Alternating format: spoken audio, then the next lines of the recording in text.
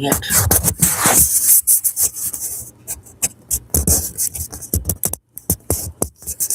Ah, dang camera.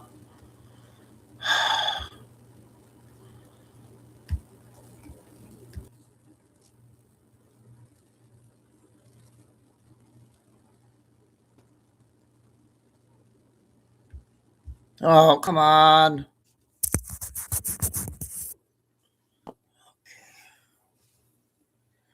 Oh, I thought I was going to have camera issue there today. So, happy Memorial Day weekend, everybody. Cold, windy, wet here in Michigan. So, talked to a few people and told them I was going to come on. Nothing to do because the weather's horrible. So, I decided to just come on, watch my games during my show. Really cold. Let's see what the temperature is.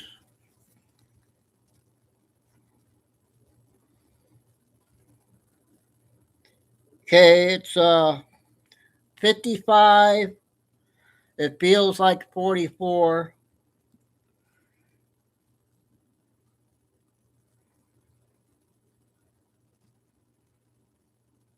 So all the way to Sunday after Sunday morning. So it's gonna be bad weather all weekend probably.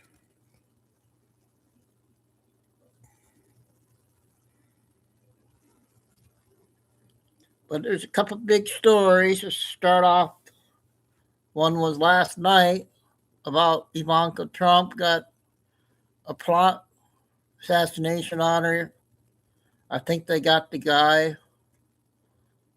And then the other one is something happened in California. I wonder if that's another scare event, you guys, with oil, that oil or whatever that exploded. Everyone has to evacuate.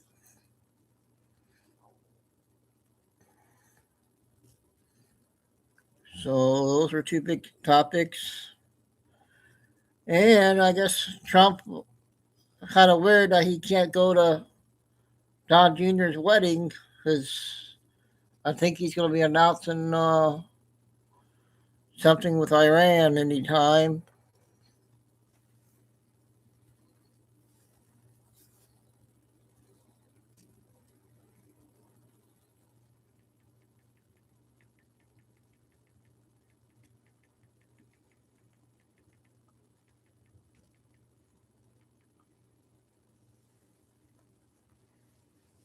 I know a lot of people are busy with the holiday, so hopefully they're all listening.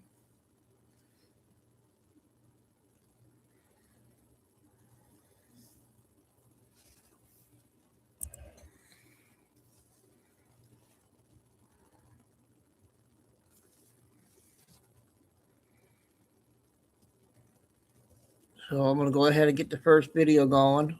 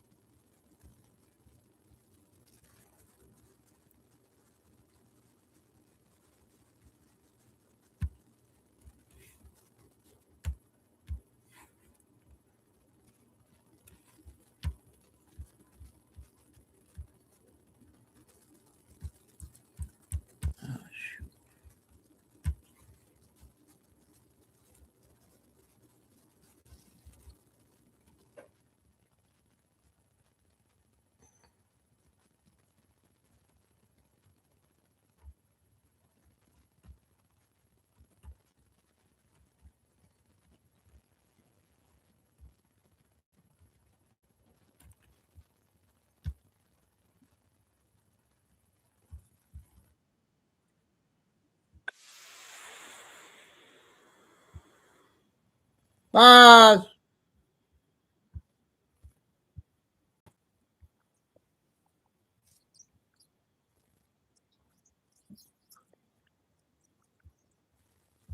While mainstream media obsesses over Trump's tweets and manufactured outrage, they're ignoring 4 massive stories that prove everything he's been saying about the radical left.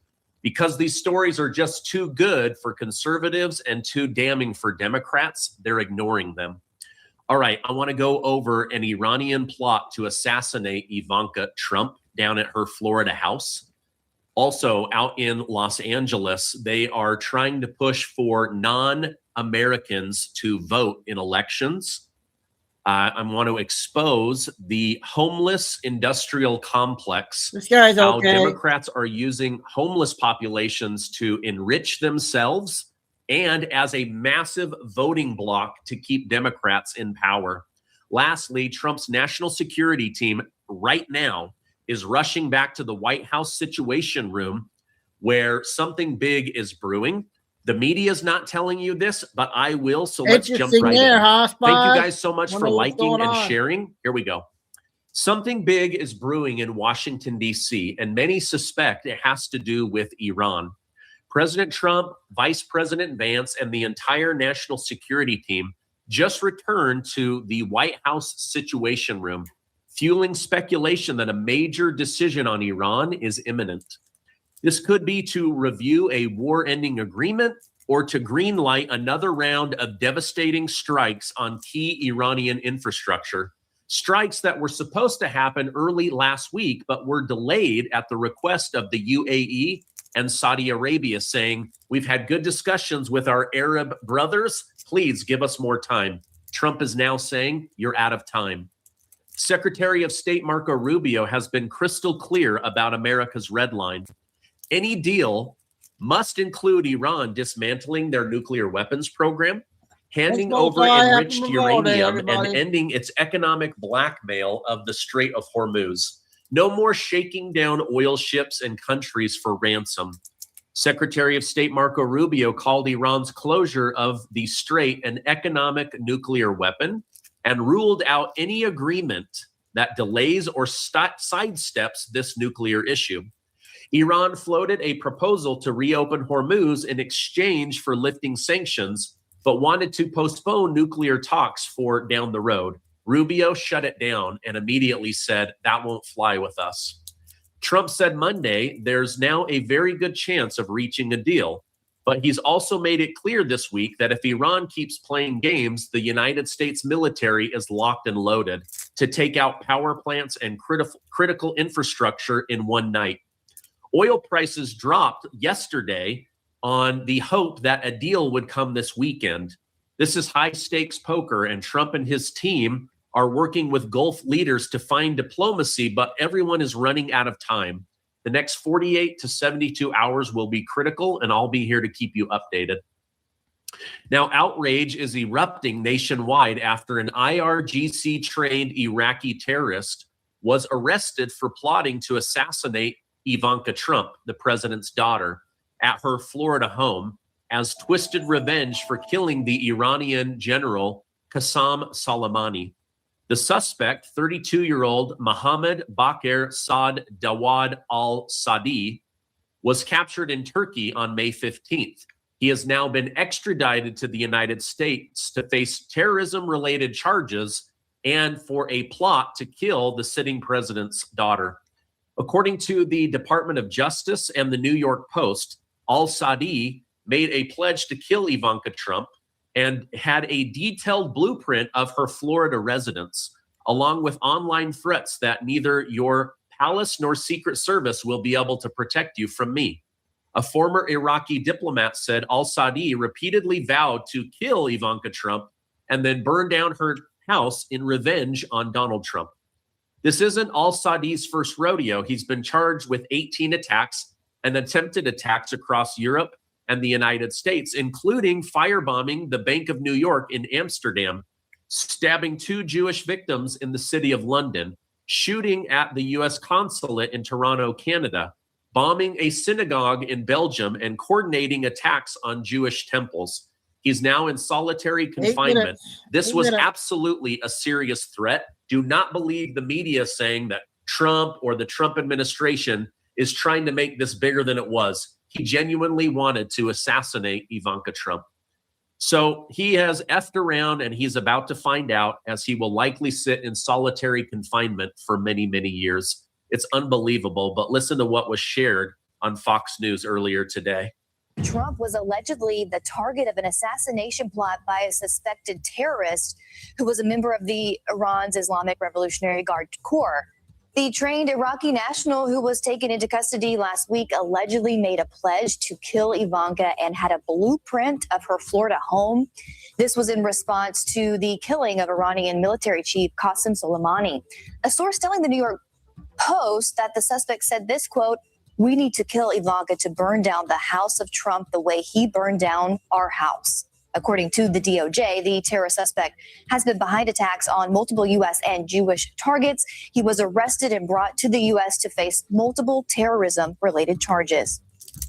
And one person is... This is the AC device my team spent 3 years building because every air conditioner on the market kept letting people down. Every cooling solution has the same fundamental flaw, and nobody was fixing it. All right. So gratefully, they got the guy, and that situation is going to be handled. Here he is being extradited and flown into the United States, where he will now face charges. Pretty scary, right? President Trump is always talking about how dangerous it is to be president, but very few ever talk about how dangerous it is for a president's child. Los Angeles City Mayor Karen Bass is now openly exploring letting non-citizens vote in elections, confirming exactly what President Trump has been warning about California and the Democrat Party for years. When asked point blank if non-citizens should be allowed to vote, Karen Bass refused to say no. Instead, she said, "It depends. We're exploring it." When asked on the Republican side, Spencer Pratt gave a one-word answer: no. Now, Bass tried to justify her position by claiming non-citizen means so many different things. And who are we to say who should or shouldn't vote in American elections if they're here in America? Now, this is the Democrat playbook. Import millions of people, block voter ID, get them voting, or at least on the voter rolls so somebody else can vote in their name, and then permanently lock in a one-party system. Trump has been right all along. All right, now speaking of Democrats and California, LA mayoral candidate Spencer Pratt just blew the whistle on California's corrupt homeless industrial complex, exposing that NGOs are literally busing in homeless people and drug addicts from other states in order to use them like a product to steal money from American taxpayers. Spencer Pratt revealed that over 60% of LA's homeless population isn't even from Los Angeles. They've been imported because each body represents a revenue stream to the Democrats.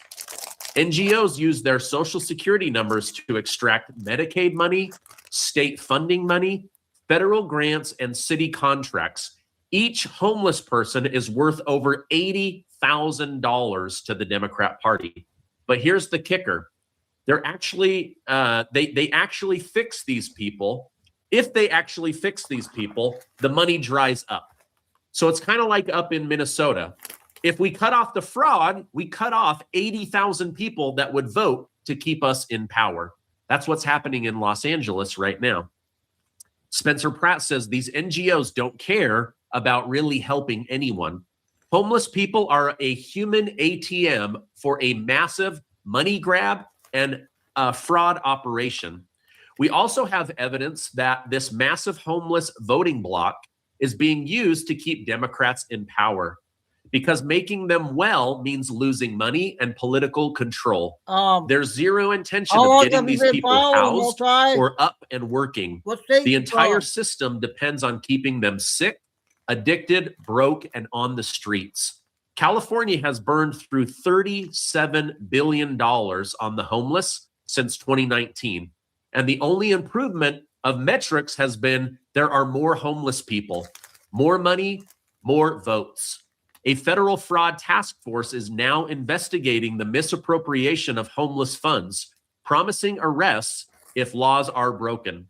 Spencer Pratt vowed that if he becomes mayor, he will unplug the entire homeless industrial complex corruption fraud and redirect billions of dollars into infrastructure, cut off the need to always have the federal government bail them out, and get these broke homeless addicts off the street so that they can live a good life. Listen to what Spencer Pratt shared. Would you support giving the homeless people new teeth? You know, once I get them mandatory treatment and get them help and get them ready to get back in society, of course people need teeth. Is that a priority right now? No, what we need to give them is no more needles. Make sure they don't get fentanyl or the super pure meth or the super meth. That's the priority. But of course, whatever we need to do down the line, because the billions are there to help these people, but you need to have it to the people that actually need the help. There's a lot of people, there's different boxes of homelessness. You've been following that though. Yeah. I mean, everything she says is, you know, so my dad's a dentist, so I'll never, you know, shame, you know, people getting good teeth. I understand that. But what these people need right now is more than good teeth. We have 7 people dying on the street. That's what we need to focus on. The teeth can come down the line. But until we get all these people ready for the City Watch this week, over 60% of the people on the streets of LA aren't even from LA. It's because these NGOs have bust them in because they're products. They use their social security numbers to get Medicaid money. They get state money, federal money, city money. These are products, these human beings. They don't care about these people. If they fix these people, the money stops. So when I get in, we unplug this whole complex and the city is going to have billions of dollars to put back into our infrastructure. All right. He's right. I mean, think about, you know, we hated how Hamas uses children and women as human shields, but all around the country, a lot of this fraud, they're using elderly people to steal money. They're using feeding children to steal money, children with autism that never really existed in order to steal money. And now we're finding out in California, the Democrat Party and these NGOs, they're using homeless drug addicts that are literally sleeping in their own human filth because they are worth tens of thousands of dollars. So somebody's living in a mansion because a couple of people are living on the street. And then, as it was exposed, they go down there, they offer them a little bit of money, and they get them to vote Democrat. They literally, the Democrat Party would rather rule over ashes of a burned down city than give up power. And this is one of the ways they're doing it. All right, I hope you found value. These 4 stories are big, but they're not getting a lot of attention. If you could share this with other people on Facebook or X, I would really appreciate it. If not, give this video. Okay, that guy does a good job. I haven't played him in a long time.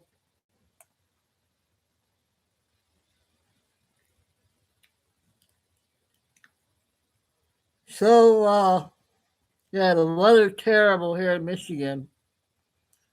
It's windy, cold, like 55, and so I decided to do 2 shows again today.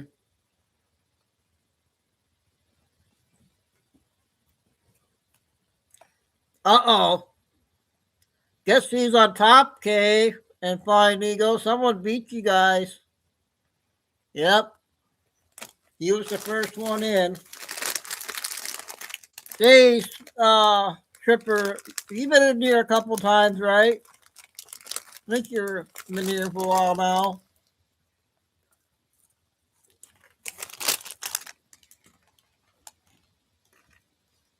I got a couple short clips, and then I'm going to do a 9-minute one on Vinny.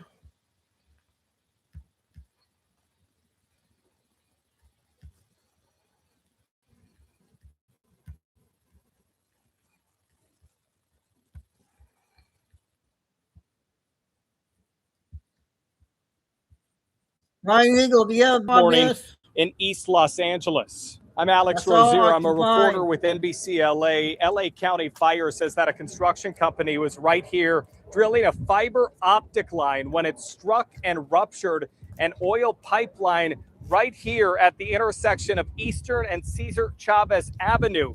When the oil pipeline was ruptured, oil spilled into the streets, into a storm drain, eventually into the LA River. We have a specialist who's working to assess how much spilled how much got into the river, and also how far down the river it got. As Eric's team works on their assessment, News Chopper 4 flew over the LA River, and video appears to show oil in the river starting around Firestone Boulevard and Southgate. I don't know what you LA mean by County that. Fire says as of now, they think some of the oil may have traveled in the river about 8 miles, all the way to the 710 and 91 split. What is your biggest concern right now? You know, our priorities are protecting environmental resources like wildlife, the safety of the public, the safety of responders. Those are our priorities in response right now. At this time, we have activated the Oiled Wildlife Care Network out of UC Davis, and so they're en route and they'll be on scene if we do get reports of oiled wildlife. At this time, we haven't received any reports. Oh. Just my anxiety. I got anxiety and depression.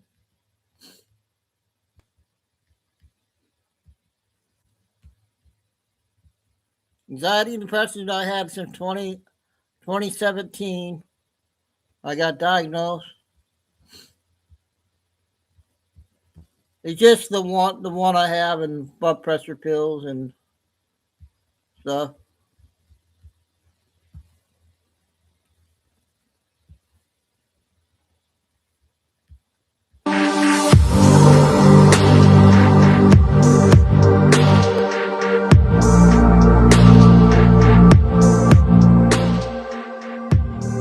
This is kind of interesting.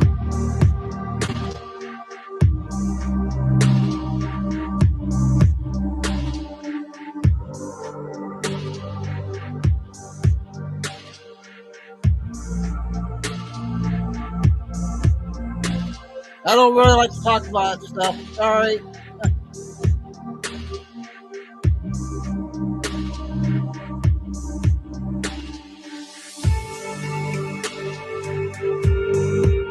What do you think of this one, Gage?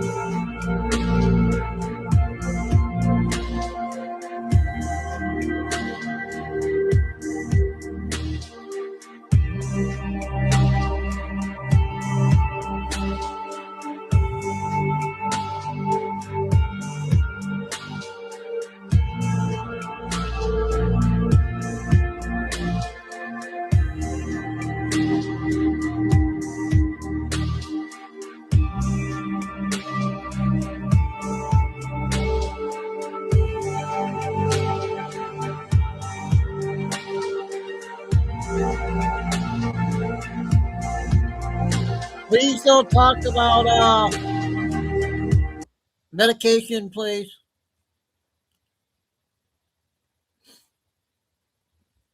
What happened?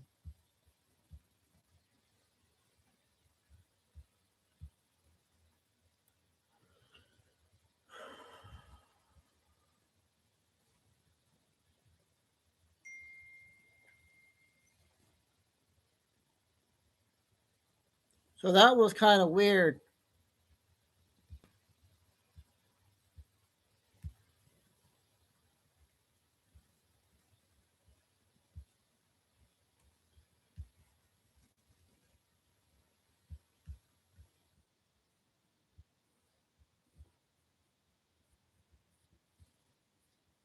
Place. Let's make it tremendous again. JD, this Viking look is fantastic. Greenland is gonna be huge. Thanks, boss. I'm ready to conquer this yacht. Odin Love would be proud. JD, look at this place. Greenland is going to be ours. When will we conquer it all? Hello, Greenland. Yeah, it's your boy JD and a Viking out.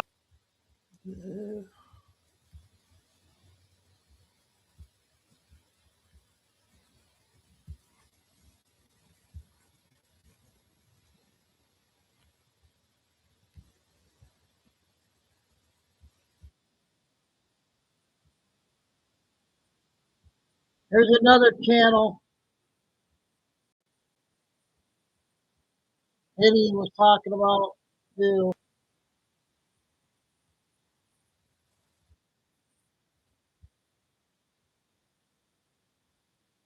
God dang it.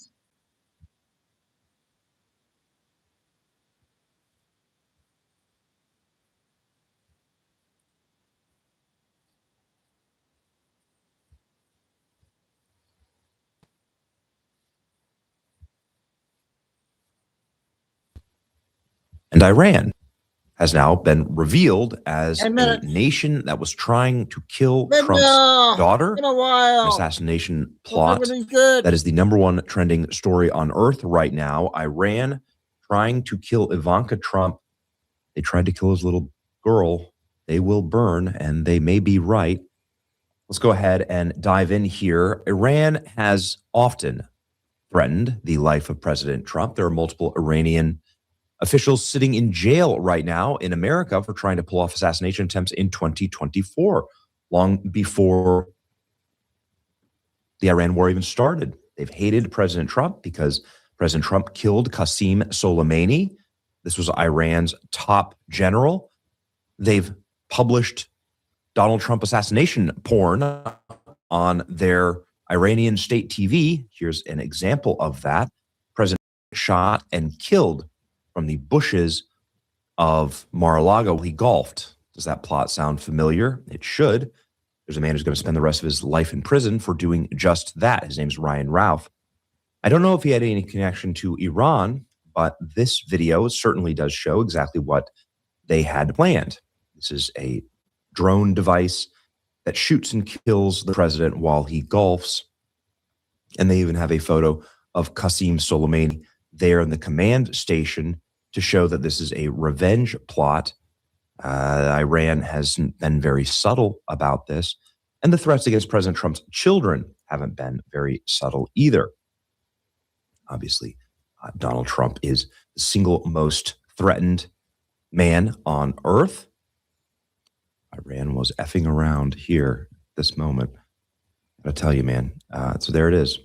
Qasem Soleimani, this would be the Iranian general that they are often trying to avenge President Trump. This is just publicly available information on the attacks against President Trump and his life.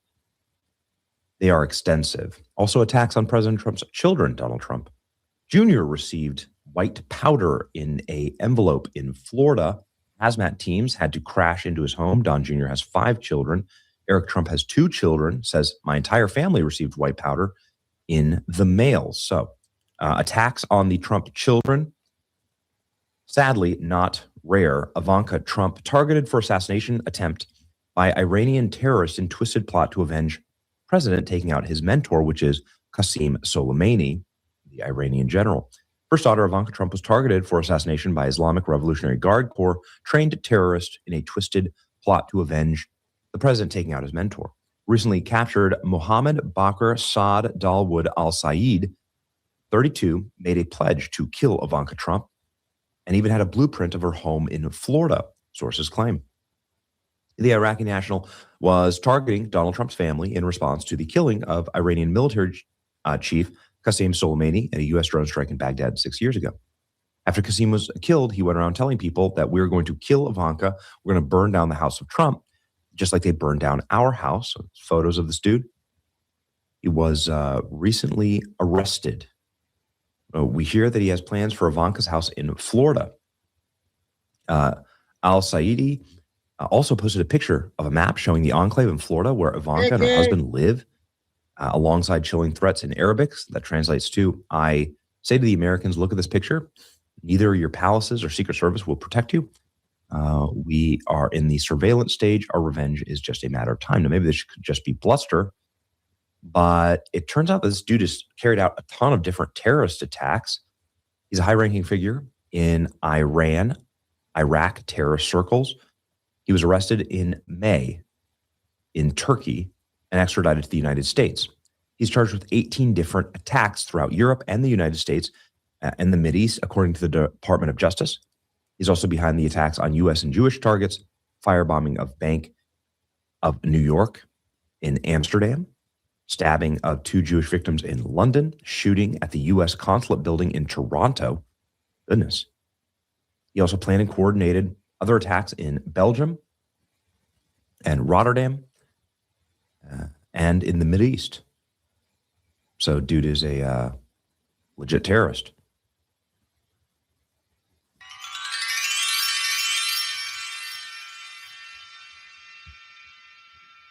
See this scratch?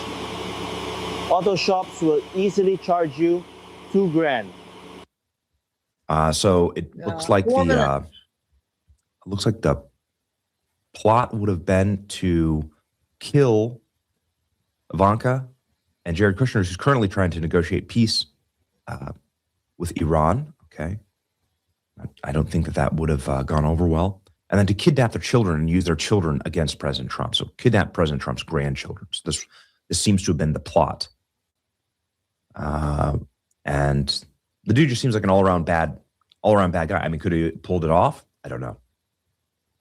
But he was talking about it on social media and sharing a lot of videos, photos, and maps of where the two live. So he's banging on about this, and call it what it is, man. You know, don't make threats against the president's family. If you're an American, if you're anyone, don't make threats against the president. Don't make threats against anybody. There are multiple people that are facing federal felonies right now, or making threats to kill my family. Don't do it. It's illegal. You can't do that. You can't transmit threats. They'll rightfully lock you up. Nobody should have to live in fear of terrorism, and that's what this is. When you're threatening parents of little children or anyone, it's not legal. So this is a very, very good thing. This Iraqi national was caught by federal law enforcement. He had a blueprint of the attack plans and the vectors of attack. And obviously this is something that Iran has like banged on about and blustered on. Like they want to do these attacks. They create animations about these attacks.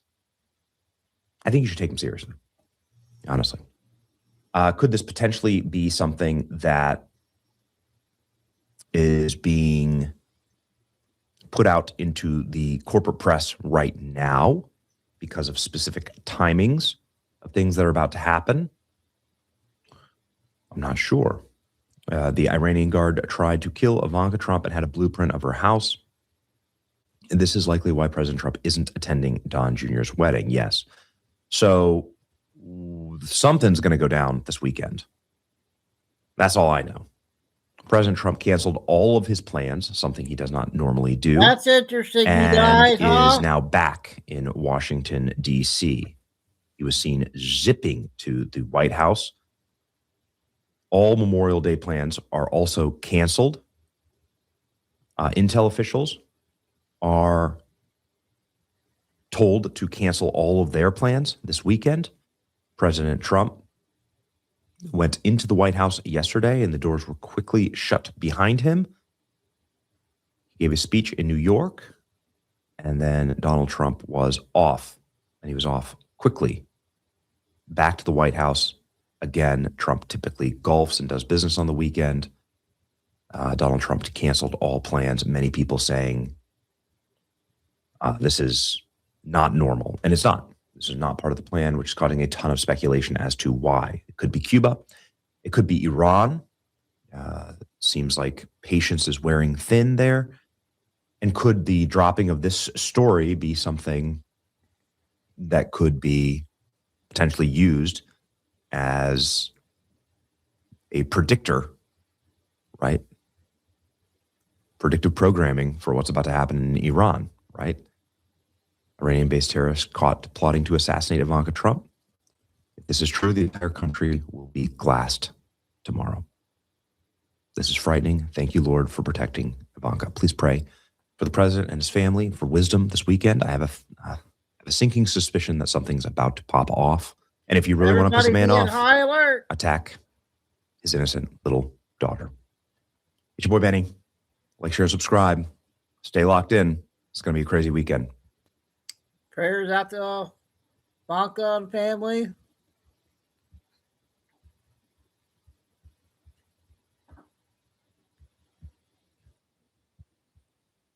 Five minutes.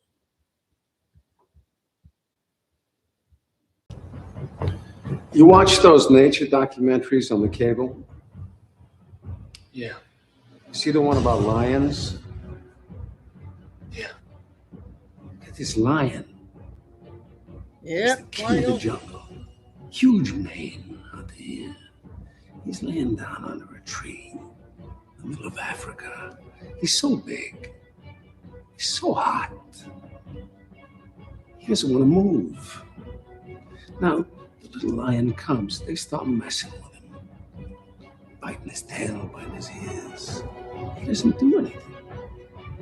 The lioness, she starts messing with him. Come on, making trouble. Still, nothing.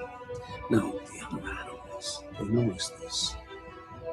They start to move in. The jackals, hyenas. This is good. What's it do? Barking at him, laughing at him. They nip his toes and eat the food that's in his domain. They do this, and they get closer and closer and bolder until one day, that lion gets up and tears the shit out of everybody, runs like the wind, eats everything in his path. Because every once in a while, the lion has to show the jackals who he is.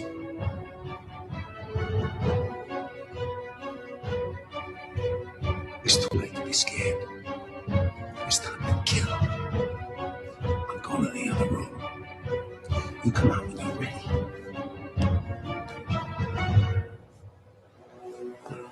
Don't beat him. Kick his ass.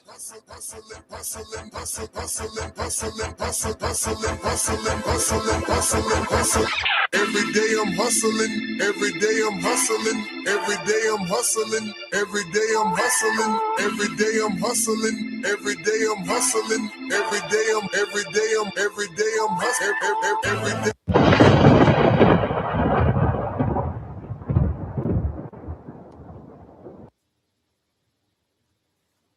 Okay, that was interesting.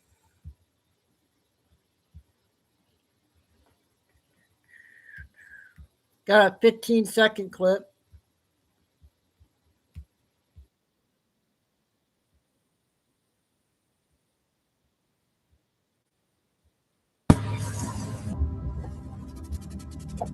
They're coming.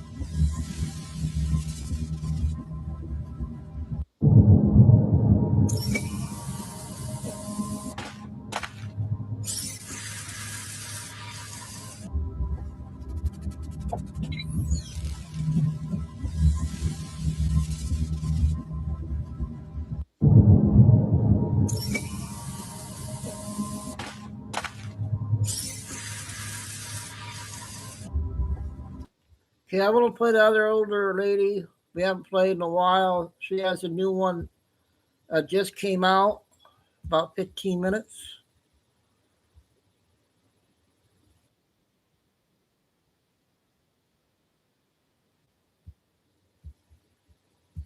Something, Rocco. Just not creative on Wednesdays. DNI Tulsi Gabbard resigned yesterday, and the internet immediately exploded with lies about how she was forced to resign for opposing the president's actions in Iran. This was a psyop led by Reuters, the favorite dumping ground for British intelligence in its war against President Trump and his movement. Not far behind, members of the U.S. Senate staged a hissy fit about the president's plan to create a compensation fund for the victims of deep state lawfare. According to The Hill, they screamed at Acting Attorney General Todd Blanche for 2 hours and then left D.C. with key legislation in limbo. Earlier in the day, Kevin Warsh had been sworn in as the new Fed chair, promising regime change. All of these events are related and the result from one fundamental action. Donald Trump is engaged in dismantling, one by one, the control points which the modern British financial empire have used to control our country. The rogue intelligence apparatus, the compromised U.S. Senate, and the Federal Reserve. I'm Barbara Boyd, and I've followed the hostile takeover of the United States by the financiers of the modern British financial empire ever since Richard Nixon ended the Bretton Woods monetary system and the Trilateral Commission began our nation's managed decline. Today, I'll cover Tulsi's resignation, the Senate revolt, and the revolution at the Federal Reserve and the Treasury Department. When you clear away the side war, you can see why the propaganda is so thick now. Donald Trump is over target, and he's winning. But before we get started, please hit the like button and share this video. It increases our reach on YouTube. Now, the real story about Tulsi Gabbard. Yesterday morning, Tulsi walked into the Oval Office and personally handed President Trump her resignation letter. Her husband, Abraham Williams, has just been diagnosed with an extremely rare form of bone cancer. Here's what she wrote. He faces major challenges in the coming weeks and months. At this time, I must step away from public service to be by his side and fully support him through his battles.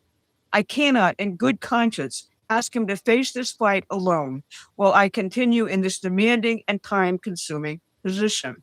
Her resignation is effective June 30th. President Trump praised her publicly on Truth Social and said she had done an incredible job. That is what happened. A wife stepped away to care for a husband facing his mortality. Within hours, Reuters published that the White House had fired Gabbard, that her departure was a, quote, victory for the intelligence community, and the internet exploded on that theme. Why? Because the stay behind deep state here and British intelligence have been gunning for her for over a year, and they could not bag her. They planted fake stories. She had been banned from Iran war deliberations. She was planning to run for president in 2028. She was scheming against the president. They surrounded her with fake people like Joe Kent to claim that Netanyahu and Israel ran Trump. It was an operation designed to poison her relationship with the president and split the MAGA coalition ahead of the midterms. And rogue elements of the CIA and the Senate Intelligence Committee kept firing at her. Catherine Herridge, one of the very few real investigative reporters left in this country, writes that the CIA had been tracking every keystroke on the government computers of Gabbard's Directors Initiatives Group. This push inside the IC was to disband, dismantle, or diminish the impact of the dig and its work. That's the other lady that we follow with her partner. Everybody likes them. And what was the dig actually doing in all of this? Well, Tulsi kept her own counsel and kept producing the goods, the declassifications, which will result in prosecutions. Her work proved that Russiagate was a coordinated hoax between Barack Obama and British intelligence. Disclosures now sitting before a grand jury in Florida. She is exposing the deep state conspiracy used to impeach President Trump in 2019. And the election rigging of 2020. She is investigating Havana syndrome and the directed energy attacks the agencies have spent 4 years burying. She was devastatingly effective, and all of her investigations will see the light of day before she leaves office. They didn't bag her. A real-life family crisis did.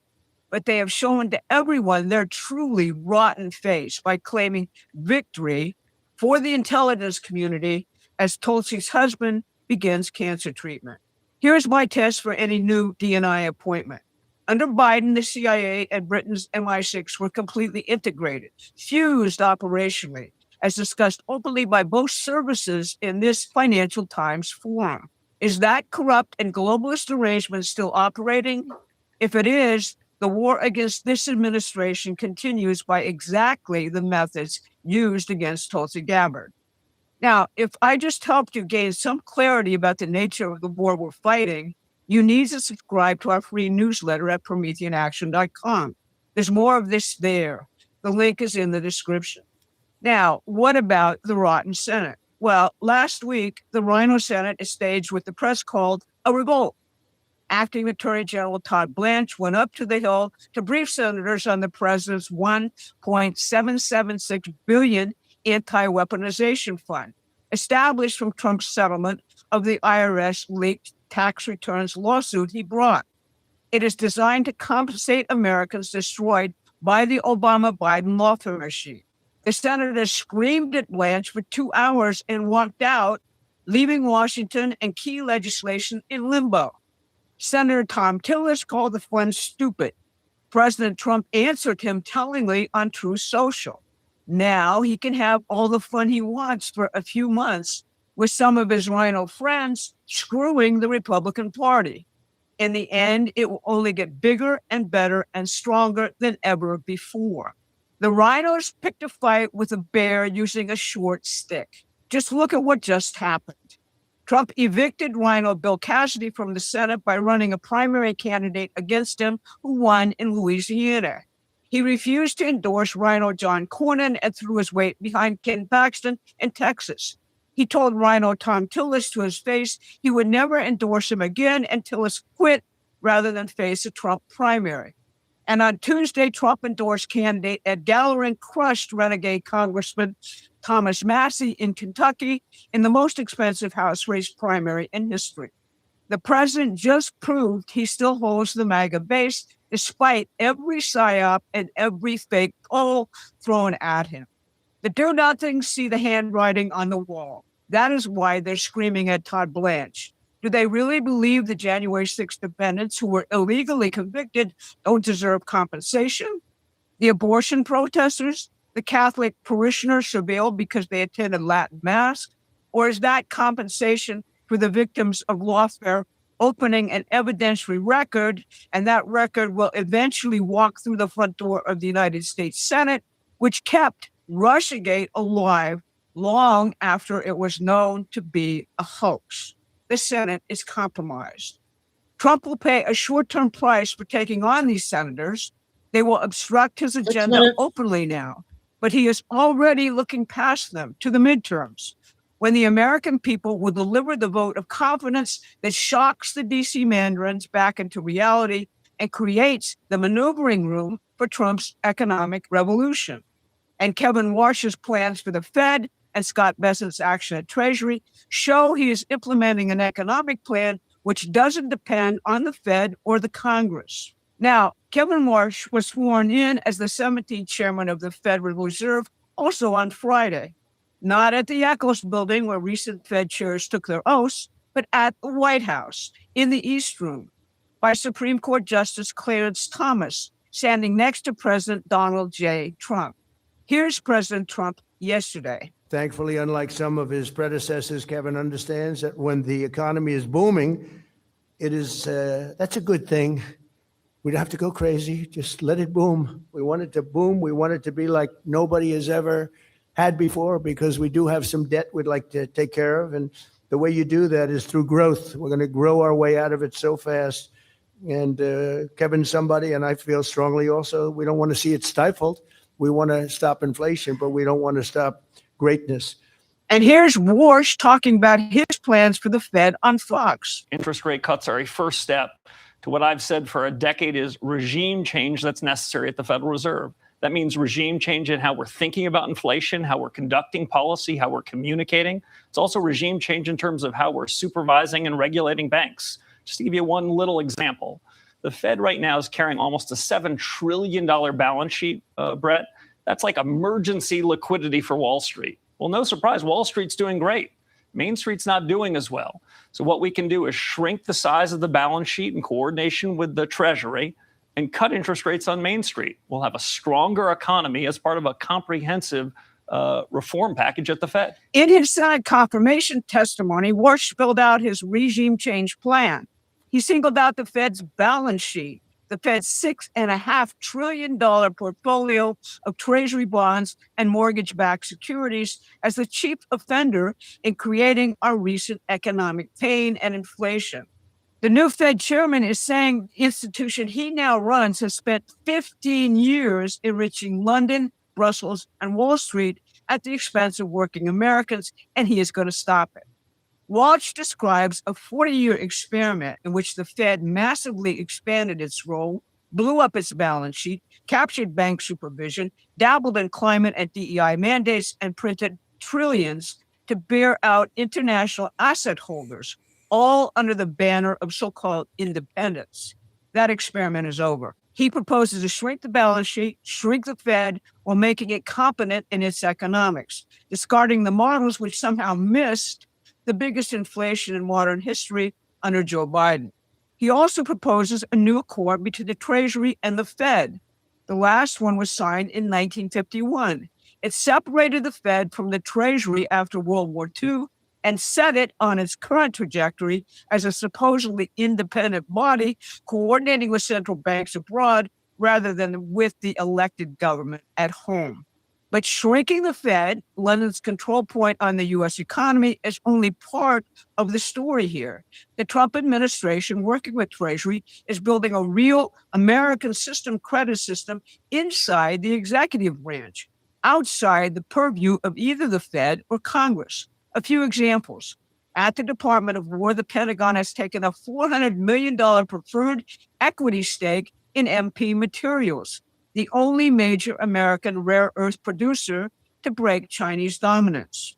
It took a 10% stake in Trilogy Metals to develop the Upper Kobuk project in Alaska, and it executed a $1 billion agreement with L3 Harris to secure solid rocket motor production. At Commerce, the United States took a 9.9% equity stake in Intel, $8.9 billion, to guarantee an American microchip foundry permanently on American soil. And with the Pentagon, Commerce is doing a $1.4 billion rare earth processing partnership with Vulcan Elements and ReElement. At Energy, a $2.26 billion loan to Lithium Americas for a 5% equity stake and control of Thacker Pass, the largest known lithium deposit in the Western Hemisphere. The Energy Department's Genesis mission deploys AI into advanced manufacturing, energy grids, and nuclear physics. So you see what's happening here? This is what Alexander Hamilton did with the First Bank of the United States, creating credit to build the economy of the future. So the president is already looking past the compromised Senate and setting up the midterms. But he is also using every mechanism at his disposal to rebuild the U.S. economy and prosecute the nation's enemies. The empire's last weapon is the blackouts and the psyops now ongoing. They can't stop what Trump is building, so they bury it or lie about it. The Treasury Fed realignment, the equity stakes rebuilding American industry, the declassifications and prosecutions, the Lawfare Compensation Fund, every real accomplishment of this administration is being psyoped into invisibility. Our job between now and the midterms is to break that blackout. You can help by contributing, sharing our videos, or... Okay, that's the latest one on her. That was today's video. I got another clip from that oil thing. I found another one. I think this one's 6 minutes. Near an aerospace facility in Garden Grove with a 34,000-gallon chemical tank that will either spill thousands of gallons of toxic material or explode. If you've ever seen videos of tank cars on a railroad track blowing up and that fireball it puts out and it blows half the tank car a half a mile down the train track, that's the incident potential we are dealing with. They're not mincing words. This is an extremely dangerous situation that has only gotten more serious since we first started covering this on Eyewitness News at 5 o'clock yesterday. Hello, I'm Mark Brown. I'm Michelle Fisher. Fire crews say the compromised tank is now in crisis. There's no way to neutralize the overheated toxic chemical that's inside. Authorities saying that tank will indeed fail, but they don't know whether it will spill or explode. The evacuation zone now spans several blocks on the west side of Garden Grove. Authorities urging some 40,000 people inside that zone to leave immediately for their safety. And we do have team coverage new this hour. We look at the potential health concerns for people who live in that area. Nika Kazori live at the evacuation center speaking with people who have been forced to leave their homes. Bianca Bono also at the fire authority with more on that now and what they're doing. Bianca? Yeah, Mark and Michelle, we just got an update from OCFA, and they say the positive news this afternoon is they've been able to maintain the temperature of that tank. They say that is actually buying them time to come up with some sort of creative solution that is better than those two bad options on the table. They say this event is extremely significant and unprecedented. A tank in crisis containing 7,000 gallons of a toxic chemical continues to disintegrate as the Orange County Fire Authority warns of two dire options. That was what we were handed, a leaking tank or a tank that blows up. The incident at GKN Aerospace started at 3 p.m. yesterday when one of the 3 tanks began releasing vapor. OCFA helped cool it down and evacuation orders were lifted. But this morning, an alarming update. A different tank was in crisis, and there was nothing that could be done to stop it. Either the tank will spill out or explode.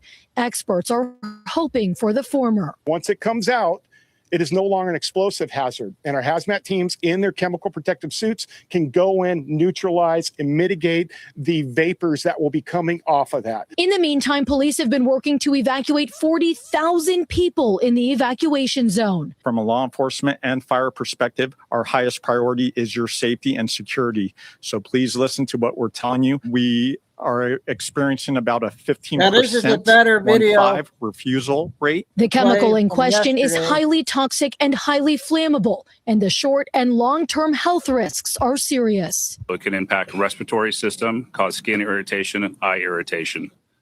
The other concern we have is it's extremely flammable and in its current state, very reactive and can cause that explosion. So again, OCFA continues to make calls to experts all over the country to try to come up with a better solution here. There are also a number of specialists from Orange County Health, the EPA, trying to make sure that the established evacuation zone would account for a possible plume.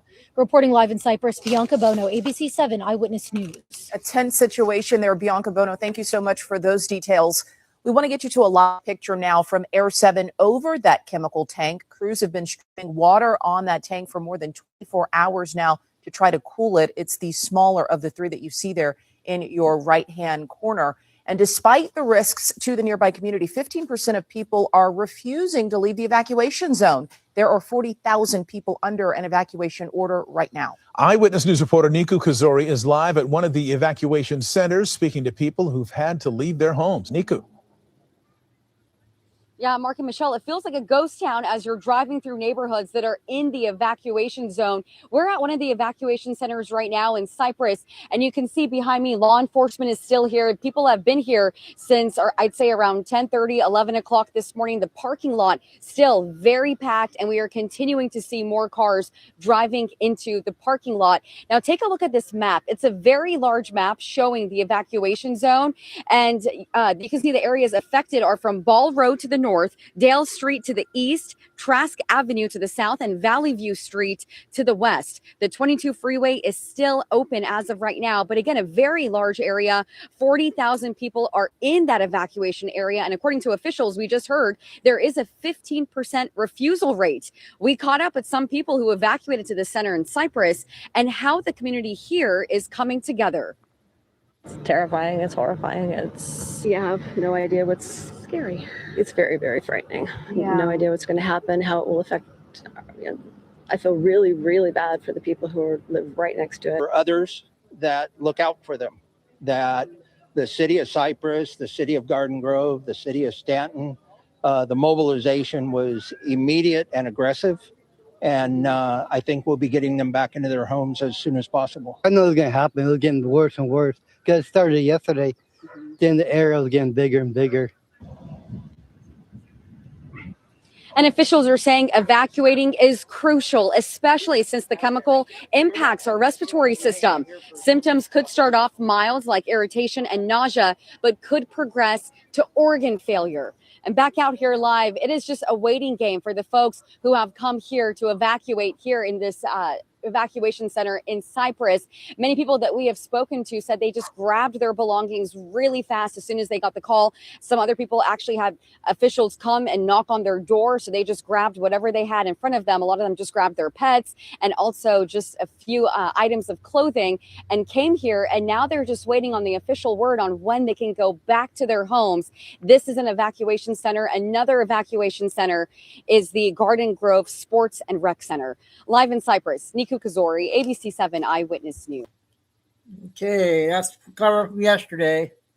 So I got about 4, 7-minute short ones, and I want to play that Downing guy, the first hour video. I'm going to do the short ones here still.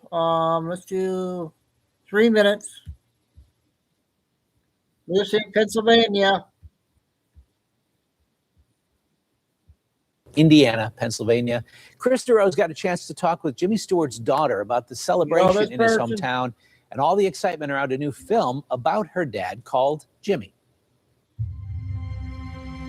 Dear Father Dad, I'm not afraid, man. It's the story of James Stewart from the height of his Hollywood fame to becoming a combat pilot who flew 20 missions during World War II and then returning home to revive his career as George Bailey in It's a Wonderful Life. The film, called Jimmy, is set to debut nationally in November, but starting Wednesday, the Jimmy Stewart Museum in his hometown of Indiana is unveiling a new exhibit all about the making of the movie. We got a tour from the film's executive producer and Stewart's daughter, Kelly. It's a very specific part of his life that, many of his fans don't know about. Many people who've seen his films, they know Jimmy Stewart, the actor. They don't know about his military career, which he told me was the thing in his life he was most proud about, was his military service. Kelly says she spent time on location in Ireland where much of the movie was filmed, and she even made a cameo appearance in it. But she says the real stars on set were her father's Academy Awards, which attracted attention everywhere they went, including airport security checkpoints. It was going through X-ray, and all of a sudden I sort of hear this commotion behind me. I look, and all these people are gathered around the X-ray because they all know that iconic shape, which is that the black shadow that comes up in the X-ray. And then, of course, they think it's mine. And they say, "What did you win it for?" It's not mine. And then they say, "Can we pick it out?" And it's really a trip. I mean, it's a real trip to travel with Oscar. Despite winning the Academy Award for Best Actor for the Philadelphia Story in 1940, Stewart was determined to serve when war broke out, even though Hollywood studio executives didn't want him to. Kelly hopes both that this film and this new exhibit remind people that above all else, her father loved his country and answered the call to serve. This film, the story of this film, a wonderful story about you are what you are, about service and about celebrity and about sacrifice and about one man's doubts. And I just think it has so many layers to it. I'm so thrilled at the way it's come about. Now, Pittsburgh Today Live, they're going to be here in Indiana, PA tomorrow to celebrate Jimmy Stewart Day, but they're also going to be interviewing the star of the upcoming Jimmy movie as well as the director. Those guys are going to be in town meeting and greeting fans. But for now, I want to thank you all for watching. So cool. Reporting in the Jimmy Stewart Museum in Indiana, PA, Chris DeRose. Okay, I don't know anybody knew about him there. Okay. I got two Marco Rubio.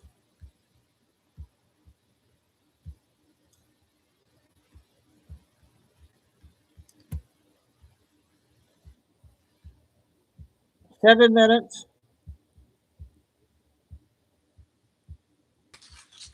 The Secretary and I just left a meeting with Prime Minister Modi, and I can attest the relationship is on solid footing. There is an incredible potential ahead. I often talk about limitless potential. And with that, one of the items that makes that potential happen is high-level engagements. And so please help me in giving a very warm welcome to the greatest Secretary of State in history, Marco Rubio. Thank you. Thank you. I've only been on the job for a year and a half, Sergio, so I still have plenty of time to mess it up. So let's not do those proclaimants here, but that's a very, very nice introduction, and I want to thank all of you for being here today, what all of you do. First, I do want to recognize the work that Ambassador Gore's doing, who's a friend of mine before he came here, and we knew when he would come here, he would be a dynamo, and he would have energy to the mission, and I hope you've perceived that. His excitement for the job is palpable, and you see it in the results. Second, I want to thank all of you to help us here in this mission. And let me begin, and I don't think our folks will be offended if I do this. I always begin by recognizing and thanking our locally employed staff. If you're here, I just want you to know you are an important part of our family. We could not do our job without you. They really are. I mean, they are the institutional memory You know, our folks, as you know, rotate every 2 or 3 years. We come and go. We go back to DC. They go to other places. They move on to other assignments. But every time a new officer comes in, every time someone new comes in, it is that institutional memory of the locally employed staff that allows us to avoid the early pitfalls, learn from the past, and hit the ground running. And so we're grateful to all of you for what you do.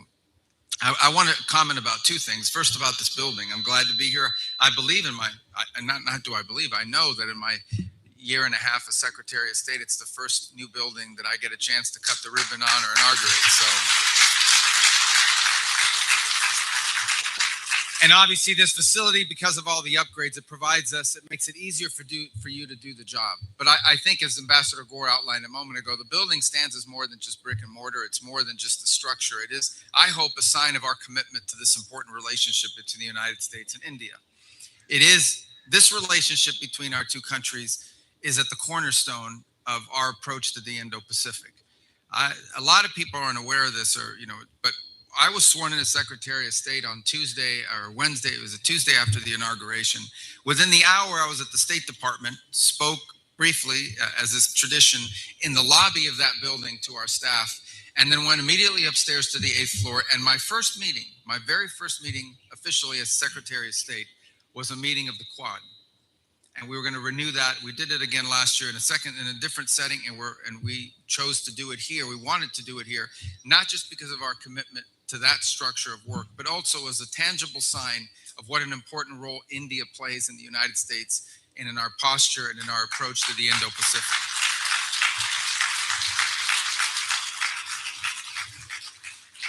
Anchoring that is the relationship between the president and the prime minister. It's a personal relationship that dates back to the first administration when the president had a chance to visit here, and it is carried over into this second administration. And you can just see the connection between them. And I think that's incredibly important. It is. The connection between leaders is incredibly important. These are two very serious leaders that are focused not just on the short term, but on the long term. And so I think that that is important to note, because it's a key part of the foundation of the relationship between our countries. And just in the past year, we've seen this partnership deepen in ways that don't often make headlines or aren't splashy, but are important and real and tangible and enduring. We've expanded commercial ties now with more than 20 billion in investments, 20 billion in investments from Indian companies in the United States. We've deepened a security partnership through military exercises in the Indo-Pacific. And of course, as part of that, we recognize that an orderly and a secure consular system is vital to solidifying this important relationship. That's why we're introducing a new America First visa scheduling tool that prioritizes business professionals that strengthen these ties. And the facility, as I said, is not just for those that are applying for visas. It's also for you, the Americans who work here, the men and women of this mission who are at the front lines every single day of advancing America's national interest and in America's national security. So it's an honor really to be here today. I wanted to keep this brief because it's hot. It's hot. Although it's not humid, like I'm from Miami. There's a humid hot and then there's this hot, but it's like, what time is it? It should be getting cooling off by now. And so I don't want to keep you here much longer than you need to be, but I want to say one thing. This facility saved Americans money because it's going to make us more efficient. It's going to allow us to do the work we have to do anyways, but allow us to do it more accurately, faster, and in a more efficient way. And so this is very important. And again, I want them to close by thanking the team here at the U.S. Embassy for your hard work, for your professionalism, for your patriotism. The work you do benefits your country and benefits Americans that are here, and ultimately Americans back home and across the globe. And it is at the cornerstone of this important partnership between us and India, which, as I said, is an incredibly important one. And it's the reason why I'm here in this visit, to reaffirm those ties, to build upon them. And we think in the months ahead, we're going to have even more exciting and new announcements to make about the development and the strengthening of the relationship between the two countries. And all of you will be at the forefront of that. So thank you very much. Thank you. Okay, that's the first one. Yeah, Kay sent me one on Benny. I don't think we played this one, but Benny's been coming out with a lot of short clips, so I can't remember. I don't think we played this one, but I want to do this one. I got a 15-minute Kennedy shoot.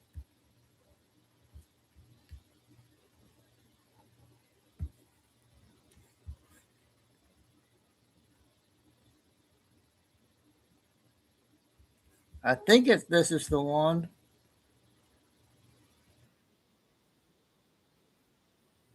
A lot of things are going on, you guys, so I don't know how To long I'll be stay on today. organized. Code red. This is not a drill. Dan Scavino is B-2 bomber posting on social media, This one, and you know okay. what happens next. If you don't know Dan Scavino, you should. He's a man who's been by President Trump's side for nearly 40 years, probably the single most trusted advisor to the president, the voice of Donald Trump when it comes to digital media, and a man who runs all presidential personnel. And so he's a man who knows what's about to happen. And when Dan Scavino starts posting videos like this, it means it's about to pop off. He did this before we black-bagged Nicolas Maduro in Venezuela. He did this before the Iran war popped off. And everybody has the spider sense that something's about to happen. And something strange is happening right now. President Trump has canceled all plans this weekend, told top administration, military, and intel officials to cancel all of their Memorial Day plans. And Donald Trump is back at the White House and hasn't been seen. All reporters were sent out of the White House, ladies and gentlemen, late last night.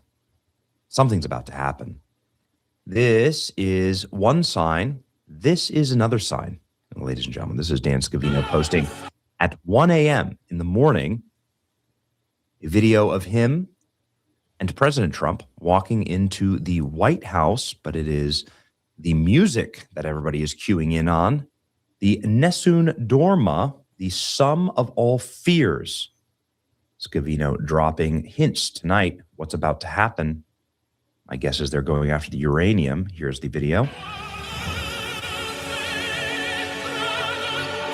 can see President Trump here walking into the White House. See sort of his silhouette.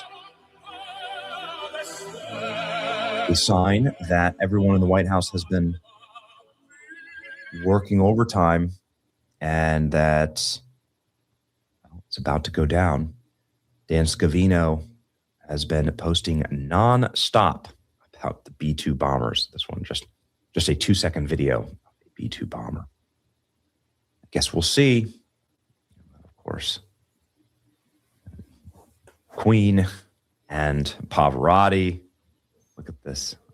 It's about to pop off, man. Is it going to pop off because of the threat against Ivanka Trump, the president's daughter? We just I bet you that's what it was, you guys. What do you think? A couple hours ago, this story broke, a World News exclusive, the #1 story on earth, that Ivanka Trump was targeted for assassination by Iranian terrorists. Time to go. In a twisted revenge plot. The dude's a legit terrorist. He had plans for her home, plans to kidnap President Trump's grandchildren, go after his beloved firstborn daughter. I'm not sure, but all the pieces are starting to come together. And President Trump has done something very strange. Donald Trump has canceled all of his plans. Donald Trump does not normally do this. President Trump often, virtually every weekend, golfs on the weekend, gets his business done at one of his golf courses.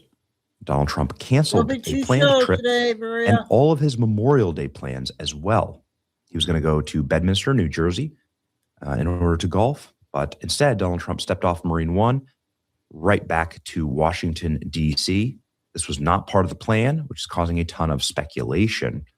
And you can see here, Donald Trump marching into the White House and the doors shut quickly behind him. Donald Trump canceled all plans and is now back in D.C. CBS is reporting intel officials have also canceled all of their Memorial Day plans and are on standby. Something seems imminent.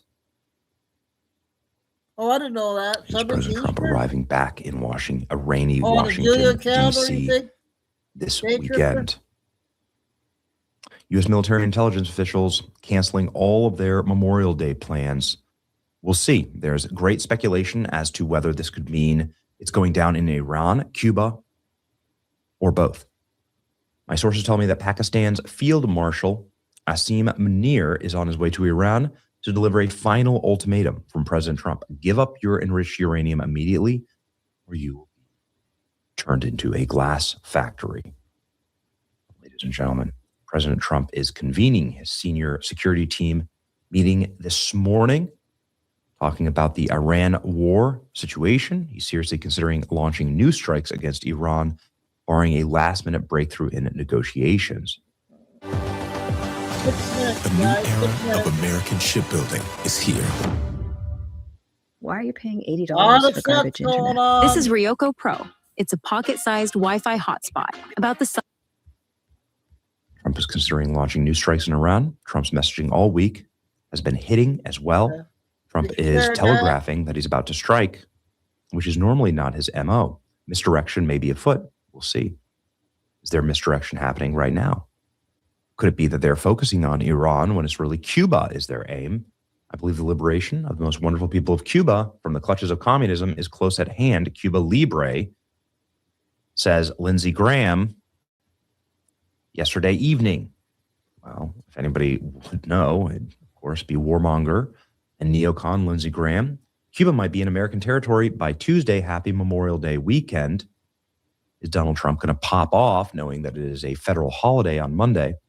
Iran has shut down their airspace. Trump's canceled all plans and is back at the White House, and they just uncovered a plot to kill his daughter.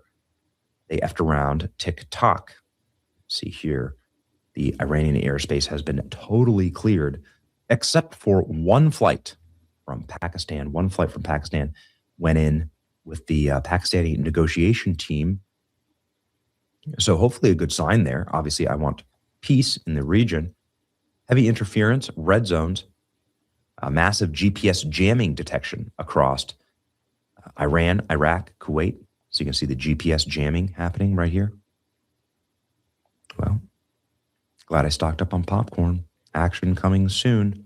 I fear that Trump is skipping his son's birthday to spend the weekend in D.C., something he normally isn't keen I hope to do. so. Yep, we're on high alert. His son's birthday. Okay, I'll be yeah. doing 2 shows. Maybe he's also skipping Don Jr.'s wedding as well. A sign we should brace for something crazy this weekend. Even libs are able to see it happening. Cuba, Cuba, Cuba, Cuba. It's all popping off. I guess we'll see. Pakistan Air Force jet departs Karachi, reportedly heading for Iran. So maybe they'll get the peace deal done, and maybe we'll take over Cuba. Trump may be gearing up for a renewed round of attacks on Iran, or he may overthrow the government of Cuba, or he may just drink a Diet Coke or enjoy the long weekend. Everybody zooming in on this Dan Scavino clip. None Shall Sleep. He shares a clip with the Nessun Dorma. The song plays at the end of Sum of All Fears when Jack Ryan allies assassinate a global conspirator. Sum of All Fears is mentioned in multiple Q drops on Iran. I just heard something crazy. It's happening inside the White House. They have no idea what's coming. Iran war this weekend, 100%. People are saying Tulsi Gabbard resigning yesterday is a signal and a sign. Iran rejects deal to hand over highly enriched uranium. Trump rushes back to D.C., canceling plans in New Jersey. Last time Dan shared this video was an hour before Epic Fury. Tonight is the FAFO time. All right, this feels almost illegal to know, but our windows were so old and just desperately needed to be replaced. So I called a few contractors, but they all quoted me a hefty $10,000 or more for new windows. As we've shown you, there it is. I mean, the entire administration is really plainly telegraphing that they're about to strike. This is not, if it's not misdirection, then Trump clearly wants everybody to tune in to what happens next. Yeah, that's the sense that we get as well. The only reason I would ever skip my kid's wedding, Don Jr. is getting married this weekend in the Bahamas, is if something absolutely massive was about to go down. So massive that missing a wedding would seem. That's right, what Benny just said. You know, if you can't make it to your son's wedding, then something big is going to happen. Well, hopefully. Small by comparison. Are we going to war? It's President Trump saying that he's going to skip Don Jr.'s wedding. U.S. Southern Command is prepared to begin offensive operations against Cuba, the godless communist regime. Raul Castro might be captured this weekend. Make Cuba great again. And of course, the Domino's pizza tracker is experiencing 227% spike right next to the Pentagon. Always a beacon and a signal, a blaring signal that something is about to pop off militarily. Pretty sure when you try and assassinate the president's daughter, all negotiations are probably off. War is coming. We'll see. Trump doesn't go to his son's wedding. He goes to the White House instead of a normal trip to New Jersey. Tulsi Gabbard steps down, China trip over. Reports Trump is considering bombing again, and Massey loses. All signs point to an imminent attack. We'll see. Middle East tensions appear to be escalating again. Iranian airspace restricted. Iran's military posture has reportedly moved to maximum alert. Fighter activity has been observed across the region. GPS disruption is happening now. I don't know, man. Iran airspace shut down. War is imminent. All right. And one Billy hasn't come out yet over Iran. And we'll see. One plane from Pakistan. The final message, the final warning. I don't know, but I have a sinking suspicion, and we've been right on these things because we pay very close attention that we are either going to take over Cuba or Iran this weekend. One or the other. Both. How about both? So stay locked in, Patriots. It's going to be a wild Memorial Day weekend. Pray for the president, his team, and for wisdom. It's your boy Benny. See you. Yep, I'm not going nowhere. I'm staying on mine all weekend.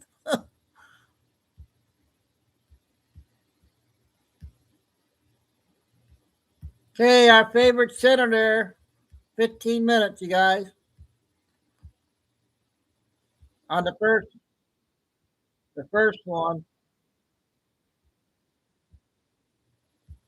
Your morning ritual with the $6 Tim's Trio. Freshly brewed premium coffee, a hot safe. You just moved $1.4 billion out of other projects to the Everglades. Who told you to do that? The law that included that for which those funds were derived. Who told you to do that? The law gave us flexibility. You did that on your own? That's your testimony? You made that decision?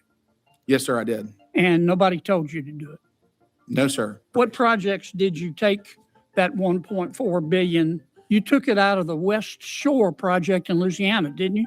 No, sir. You took it out of the Lake Pontchartrain project in Louisiana, didn't you? No, sir. That project is underway. You took it out of the Comeet project in Louisiana, didn't you? No, sir, I did not. I have protected you and the Corps every step of the way up here. I have defended the Corps when some of my colleagues wanted to dog cuss you and change you, and I have defended you. You can't spit in my face and tell me it's raining.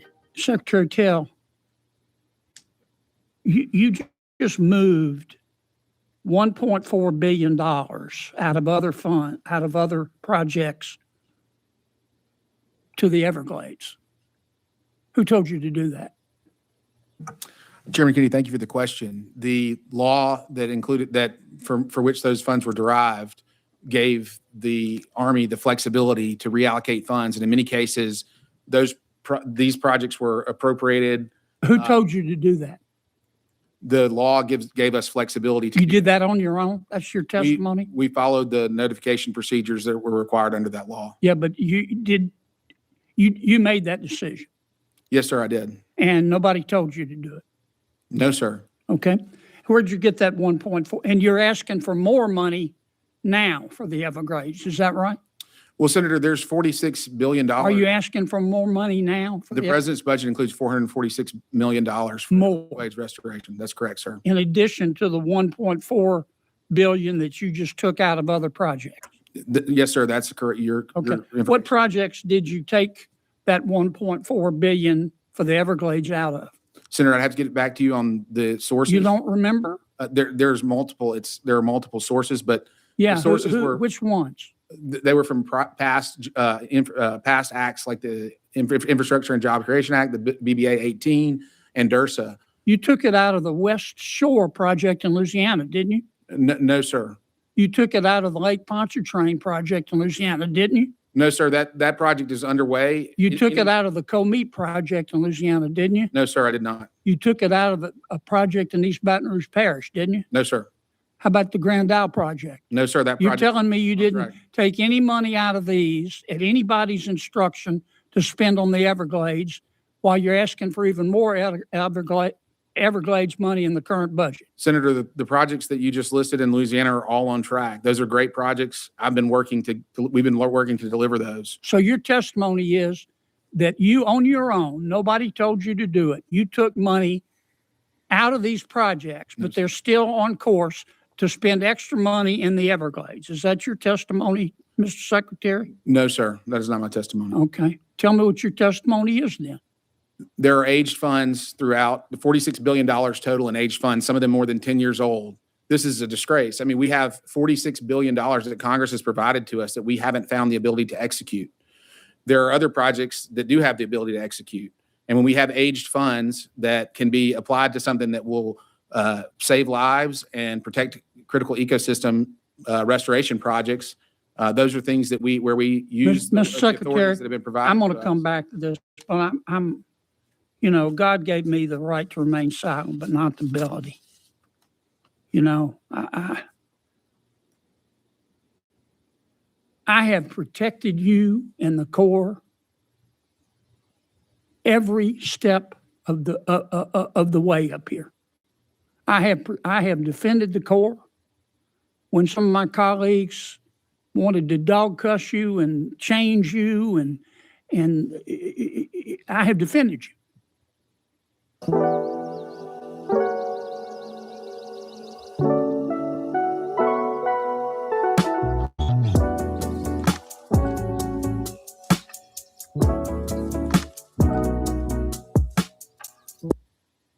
Build apps that scale. Meet Base 44.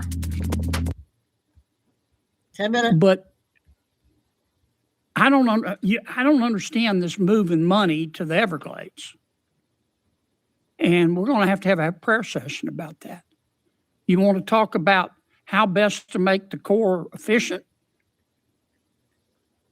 Tell us the truth. I don't believe you did this alone, Mr. Secretary. I think somebody told you to do it. Mr. Chairman, we'll be happy to. Wait a minute, Mr. Secretary, I'm talking. I want to know who it was. That's I don't know why you did it.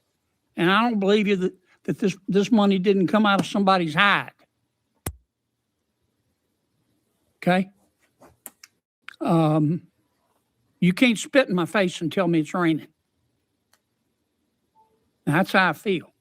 Your district salaries and expenses project, give us a 30 or 40 second overview like you're talking to a 10th grader.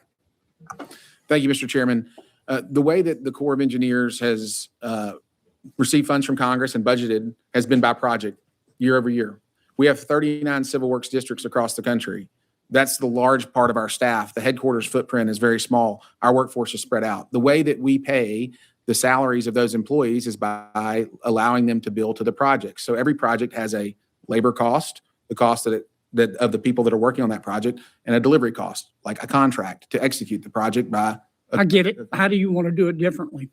The FY27 President's budget recommends separating the labor costs from the project costs, both to give you transparency so that you understand what portion of each project is tied to labor, as well as to break the incentive that we believe exists between there's a tension between project delivery and district sustainment that we want to break. So you're doing it for transparency reasons, is that right? That's correct, sir. That's one of the reasons. How is it going to be more transparent if you just have a new entry that says salaries? Well, Senator, it's because... How are you going to know what salary goes with what project? Well, Senator, in the previous way that was budgeted and appropriated, there was no information about salaries, none whatsoever. It was just the project. And so it's more transparent, and then it pulls the salaries out of the projects. That before it was just a project cost and there was no bifurcation. And so that's why it's more transparent, because it provides more information. This is a rare case where the executive branch is excitedly sharing more information with the legislative branch. Well, will you have internal data that shows how much salary is attributable to a particular project? Yes, Senator, we've published that information for fiscal year 26 work plan as well as the fiscal year 27 budget request. We've shared that information with your committee, and we've also briefed your committee staff on the back-end accounting system that can track it over the course of time so that we can keep up with project costs. Have you shared that information with all the members of Congress about the projects in their districts? Senator, in sharing the FY27 budget request, we shared it, and we have published the split, and we've shared it with every relevant committee in Congress and anyone who's asked. Okay. So as I understand it, Mr. Secretary, right now, there's no column for salaries and expenses. That's correct, sir. It's attributable. For the districts, that's correct. Right. It's just included in each project. That's correct, right? sir. And now you're going to break it out. Yeah. Go ahead, General. Yes, sir. Yes, sir. You're correct. It'll still be by project. So before there was one lump sum for each project. Now it'll be for the project delivery, the contract, as Mr. Tell spoke to, and then the internal use labor. But it'll still be by project broken out that way. So each project, you'll see what the in-house labor bill is. Okay. So for each project, labor and expenses will still be a line item. Senator, but in terms of the budget, salaries and expenses will be have its own category. Is that right? Yes, sir. That's correct. How's that going to help the Corps with its overall missions? Senator, it's going to help the Corps by incentivizing delivery. What I've heard from commanders in the field is that How does that incentivize delivery? I'm not doubting you. I just don't understand how. Well, today, it is, as I said in my opening statement, when a commander sees that a project that's a cash cow for that district is going to continue next year, it solves a lot of that district commander's management challenges with his staff because the funding continues and continues. And if the funding expires, quite often Congress will appropriate additional funding. And so projects become lines of revenue for districts, and someone has to make the business decisions about whether that's a good thing or a bad thing for the district. That tension, if we eliminate, if we take that off the table, that idea that we need to keep projects alive to keep the district healthy, it will solely focus our commanders and our workforce on delivery. That's how it incentivizes delivery. Today, there's an incentive for projects to be extended or to pull projects off the shelf. It may not. But Mr. Secretary, you've got that data right now, don't you? Yes, sir, we do. So you can tell, can you not, when a district manager's gaming the system? Certainly, in theory, we could and we will going forward. But this question had never been asked before. What question is that? The question about how much, at scale, the question about how much of our project budgets were going towards salaries. Don't wait until it's too late. Schedule your free action with Mills Siding and Roofing.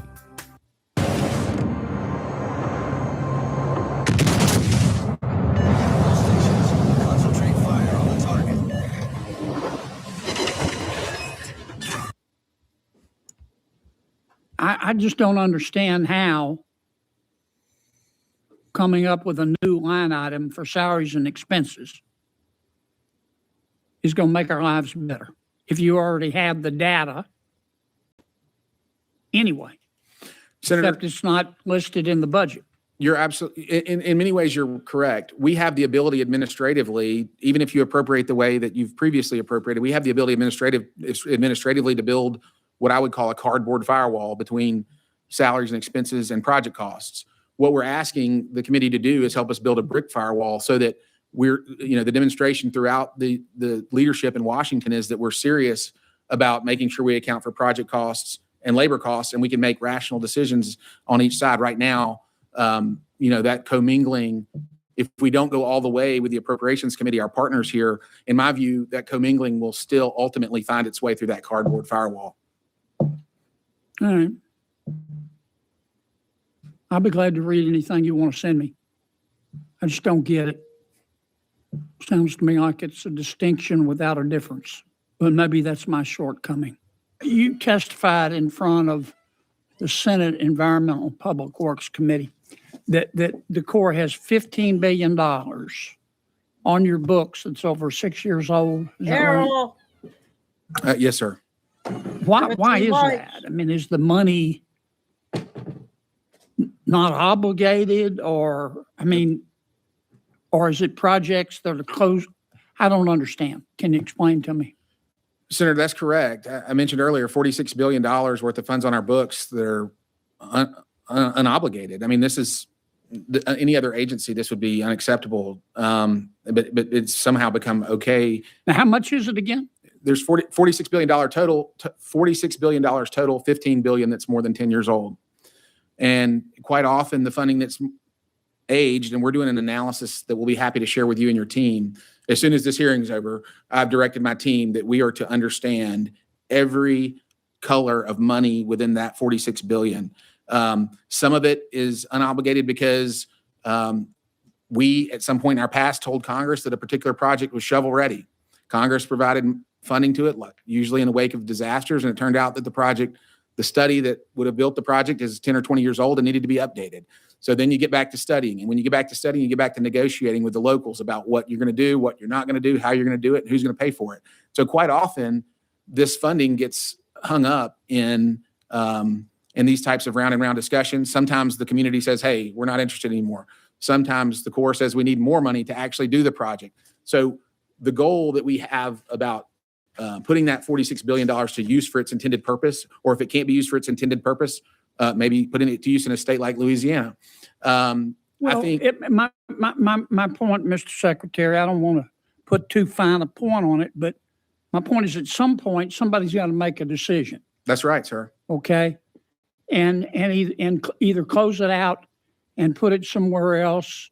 Don't just leave it hanging around. You're absolutely right. Did I understand you to say earlier that the Corps doesn't know how many total projects you have? That's correct, sir.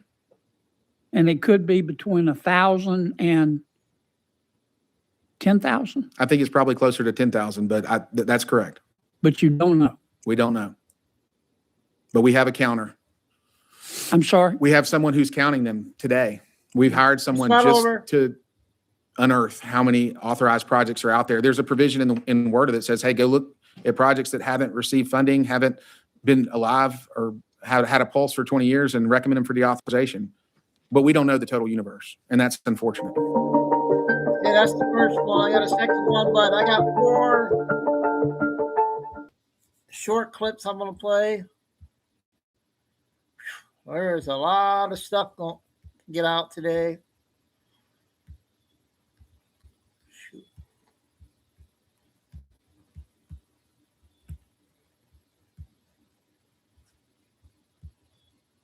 These short clips are going to be cool.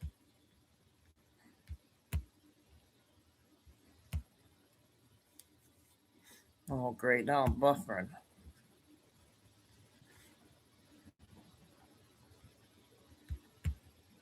Come on.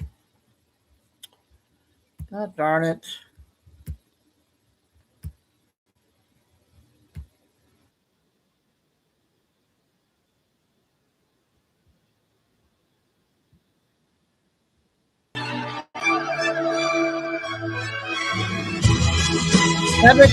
Second video, you guys. It says 17 seconds.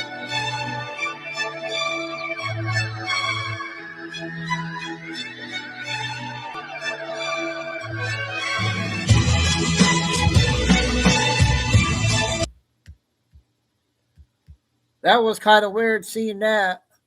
How it says 17 there.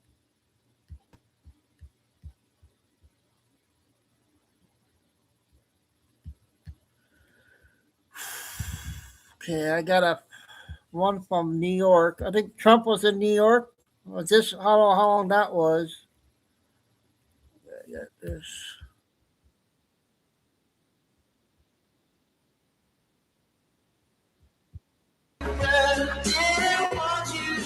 Watch the puppy, kid, coming on the screen.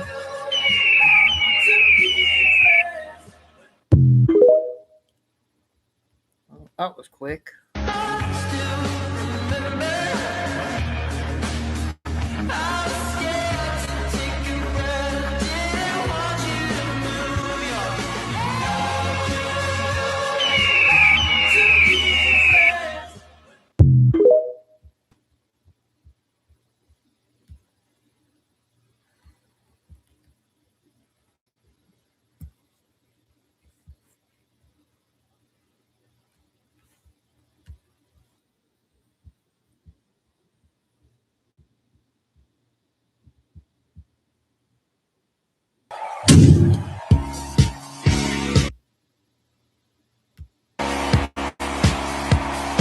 out to play.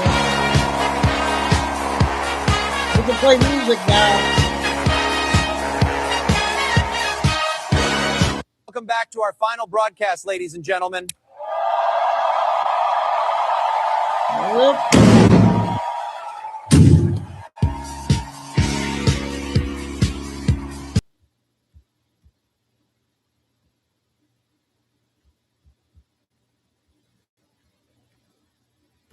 Okay, let's get this one in. I don't know when this was.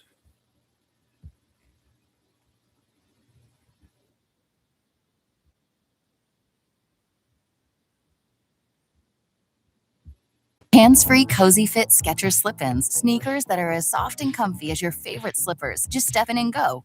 We're also joined by Allison Crowther, the mother Oh, this was the other day, Wells but Crowther, who you I know didn't about, see the it. Did you man guys in see the this? red bandana, a 24-year-old volunteer firefighter, equities trader, a wonderful guy, had a perfect life. Right here in Rockland County, you all know who he is. He was a legend, and he's become a legend, who heroically gave his life on 9/11 to save 18 people from the World Trade Center.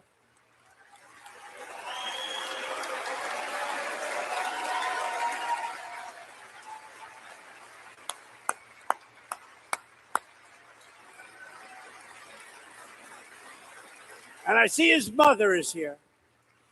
And I'm pleased to tell his mother and everybody else, come on up here just for a second, that today, at the request of Bruce and Mike and some of the great political people we have, that we are approaching the 25th anniversary of September 11th, 2001, a dark day that will live in infamy.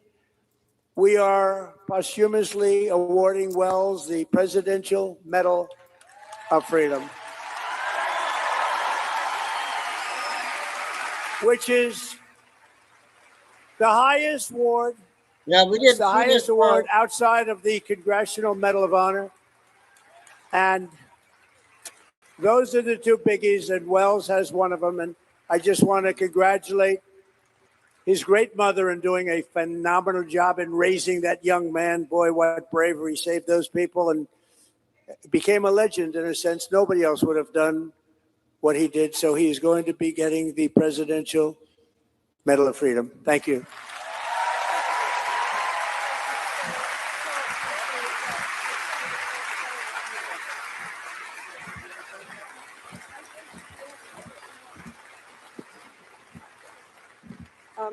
Thank you all. Thank you, Mr. President, for this huge honor. I want to thank Rachel Ducci, who's in the audience here, who started this whole process, and of course, Mike Lawler, who has been a huge support in moving it forward.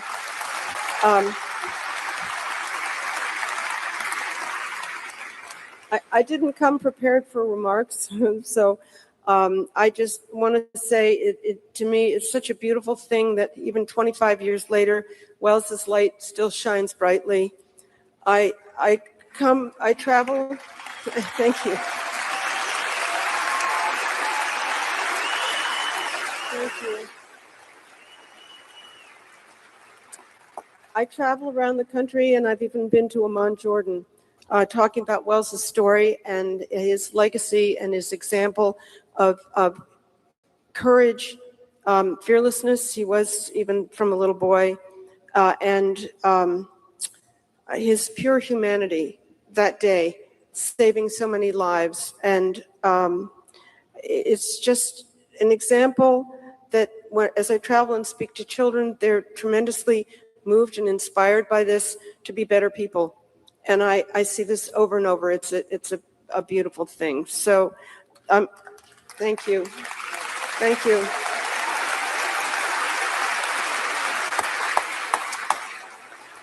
Thank you. I'm also very blessed with my two daughters, their wonderful husbands, and 6 grandchildren who are my family now. They can stand up. Oh, they're right over there. So I guess I just realized early on that I couldn't pick up a weapon and go fight the bad guys myself, but the weapon I had was to work to bring good into the world. And that's what I continue to try to do every day. And I'm blessed that we were able to learn Wells's story, which was actually Memorial Weekend of 2002, when we finally uncovered the story, thanks to the New York Times. So thank you, Mr. President.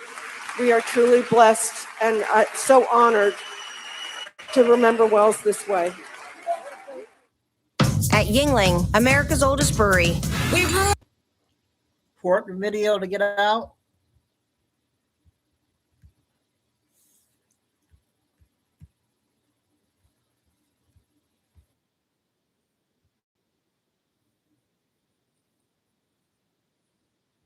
But 48, 49, and maybe even 50. That would be a historic number, believe me. I wanted to be there with all of you in the beautiful Bahamas for this wedding, sipping delicious margaritas and dancing with the most beautiful mamacita, my beautiful First Lady. Ay, ay, ay. Mucho caliento, muchachos. So it seems like I'm not going to be able to make it this time. I can't really say why not, since it's kind of top secret. But all I can say is that it's related to an explosive situation, if you know what I mean. It kind of rhymes with Iran. Anyway, enjoy the wedding and don't even think about playing YMCA when I'm not there. Bye-bye. Hello, everyone. That was good to hear that.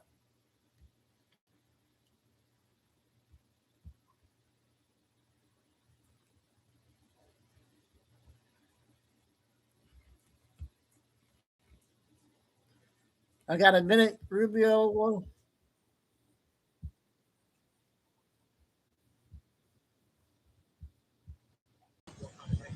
The question is about the Iranian issue. And as I said, there's been some progress done, some progress made. Even as I speak to you now, there's some work being done.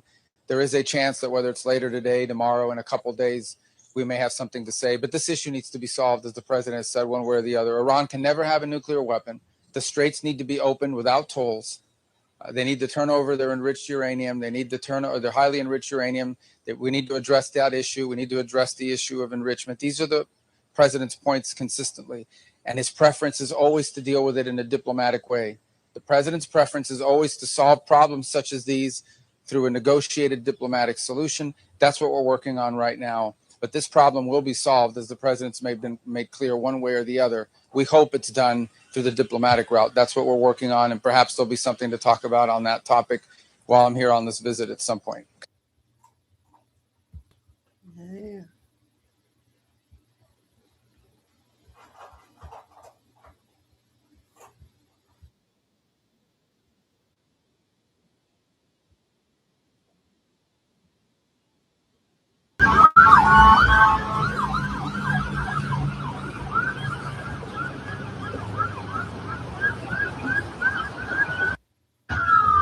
That is J.D. Vance. That is back to the White House. When he got the call there.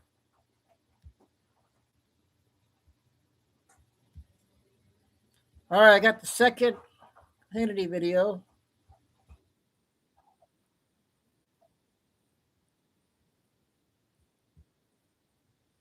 Here's to increase immigration by 11 million people. Does that increase the cost of home ownership? I think that's a distributional question. I think the question we're here to talk about today but does it make the cost of home ownership go up? We're here to talk about housing supply today.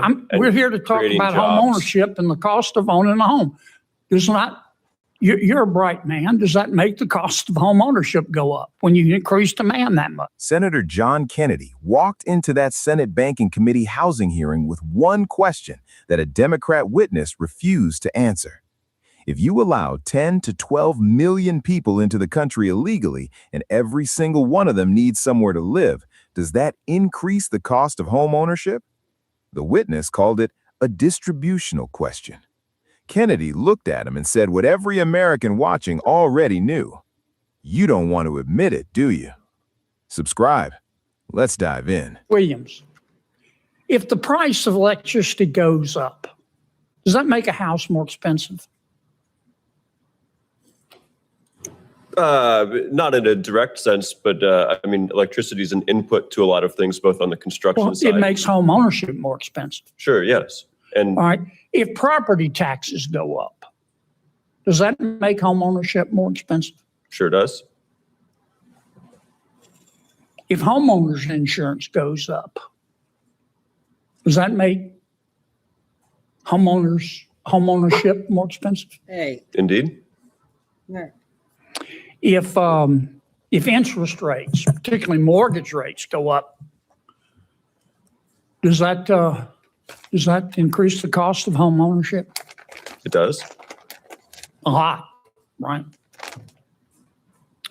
Depends on a lot of factors, but sure, it could. We'll go to 5 o'clock. If when you own a home, you're going to have 7. repairs. If the cost of home maintenance and repairs goes up, does that make home ownership more expensive? Indeed. Okay. If you, whether you agree with it or not, if you admit 10 to 12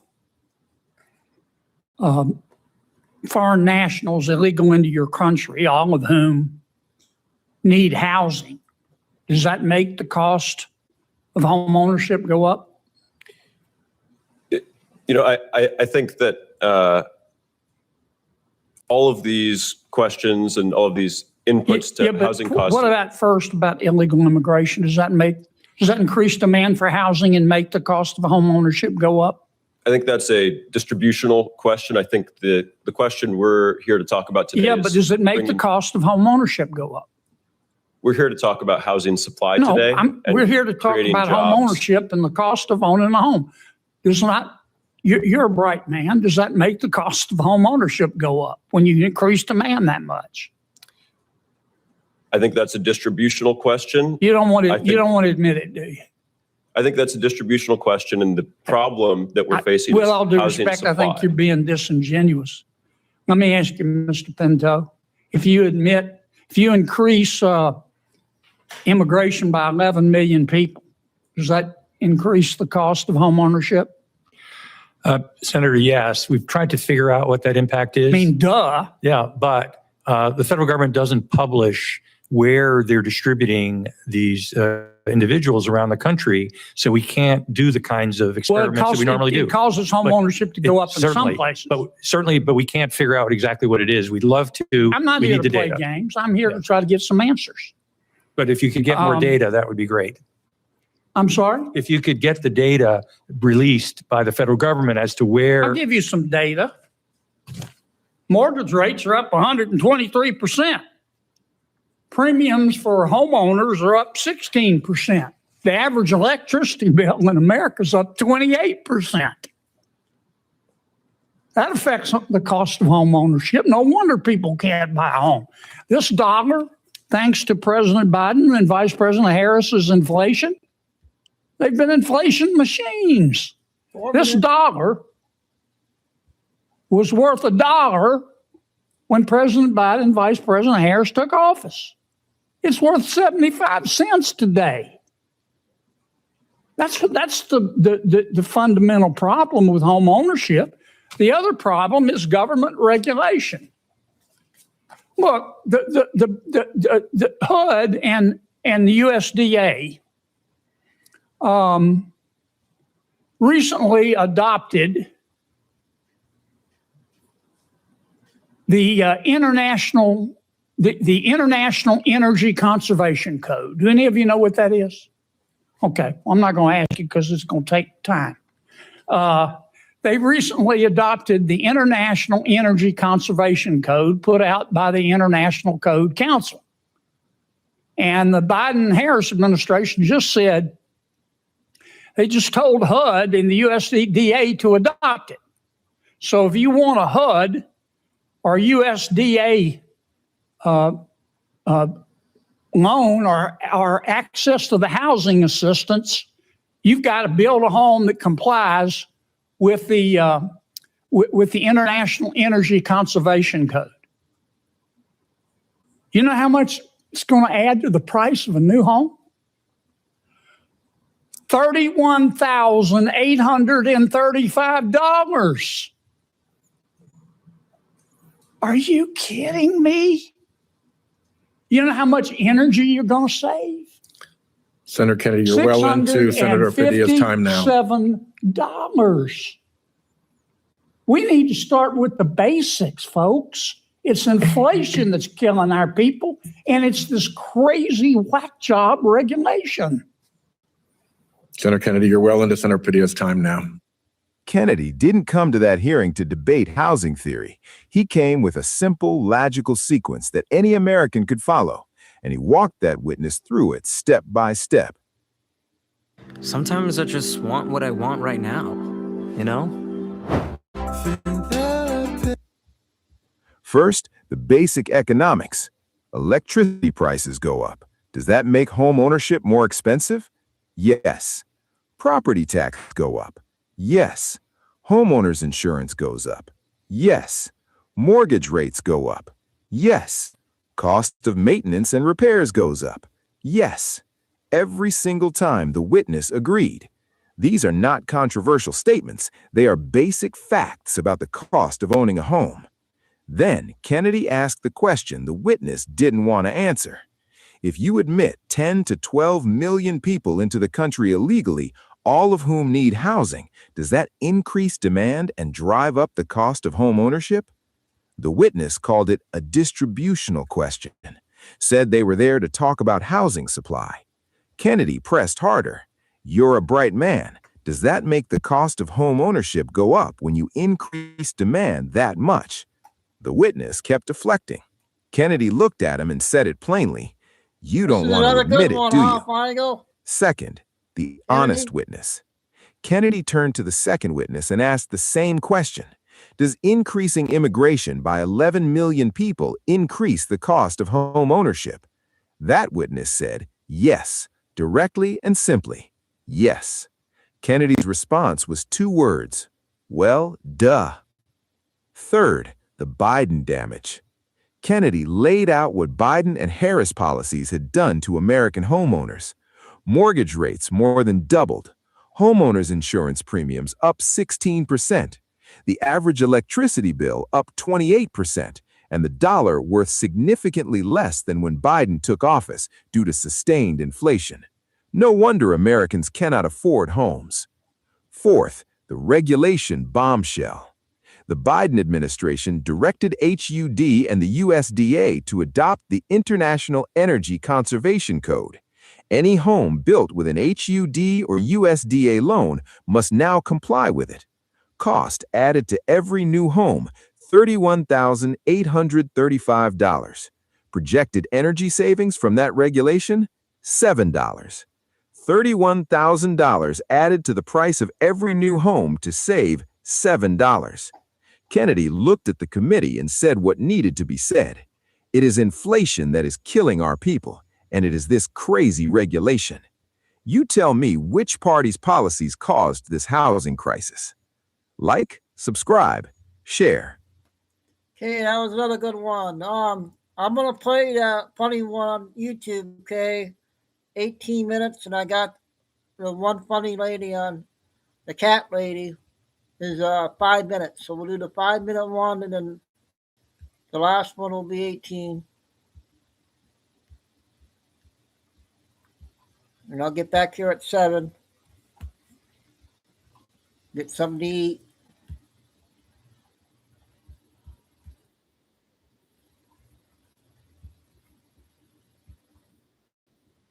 Not here for a pity party. That's the last thing I want. I am not here asking you for anything. Absolutely, I'm not. But what I need for you guys to know is that when you send me messages after you see me post a video of me feeding a cat in a parking lot, and maybe you think you're trying to be helpful by asking me Why are you posting this and not helping the cat? Why aren't you taking it home? You can get a cage from Tractor Supply. 2 things. Number 1, you obviously have never followed or looked at any of my videos. And number 2, really?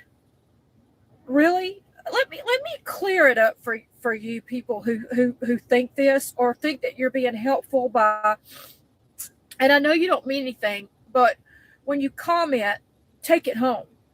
You know, you write that, you write the words take it home, and then you scroll up and you go about your day and you get back in front of the television or whatever you're doing, and it's gone. But for me, I have taken them home. I do take them home. Guys, I want you to look at a picture of me a year ago and look at me now.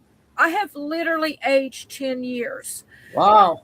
I'm working myself to death to feed over 65 now cats that live on my property that I've taken home. Okay?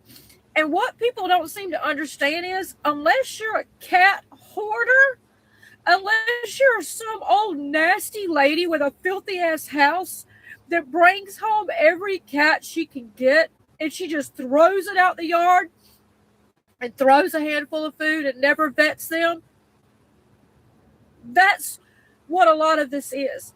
That's not who I am. I'm already guilt-ridden because I've never fully been able to even take the time to grieve losing my baby that died of cancer, okay? I haven't had the time to fully grieve him because I'm too busy saving others. I have taken home 6 cats from a gas station, 1 who was assaulted, according to the vet, okay? I saved his life. I have saved so many. And do you think that I'm not thinking about getting a cage and trying to catch this cat? He's emaciated. He's horrible. And last night it stormed so bad here where I'm at in Alabama that the roads were flooded out. But I was out working in it, bogging my vehicle down, working in it, scared to death. And all I could think about was that poor cat. Where was he at? Where was he at in the rain? So let me just show you guys something, just so you know I'm not just sitting here. This is my shoe. And before you say, oh, she's got other shoes, go look at my videos. I wear the same fucking clothes almost all the time. Go scroll through them. I haven't bought new clothes. I went to a thrift store and bought a couple t-shirts for $2 each. Once again, I chose this. But what I didn't choose is the animals being thrown out, being assaulted, being dumped, being starved, being neglected. What I didn't choose is growing up around parents who drowned, made me duct tape my animals up and put them in boxes and throw them out a window. I didn't choose that. So please don't send me messages telling me, why don't I help it? Unless you plan on coming over here to my property and you help me build more areas for these cats, and you help me clean litter boxes, and you help me buy food, and you help me buy flea stuff, and you help me get them spayed and neutered, and you help me spend time with it. And on top of it, while I'm running a business and working till 11 o'clock every night and getting 3 hours of sleep, I want you to help me clean my fucking house. I want you to mow my grass. So before you comment, do your research, okay? And if you want to help, commenting something like that or sending me a message is not helping. Send me food. Send me fencing so I can build another area. Clone me so I have another person to help me, okay? And I'm sorry. I'm sorry. You know what really pisses me off? There's literally a woman on here that went viral that has 3 million views, and she's holding a fucking Dorito, and it's just showing her eyes and then her eating a Dorito and music. And she's got 3 million likes, which means she probably had 10 million views, which means she made thousands upon thousands upon thousands of dollars on that video. Do you know it would take one viral video to change everything for me? It's never going to happen. It's never going to happen. I do everything. I do skits. I rescue animals. I talk politics. I do everything. It's never going to happen. So I work myself to death, and I walk around in fucking shoes when it's flooding that my feet are soaking wet for 8 fucking hours. Okay? So I'm doing everything I can do over here. Unless you have a way to contribute to help, please don't comment on stuff like that. Please don't. Let me start off by saying that I'm not here for a pity party.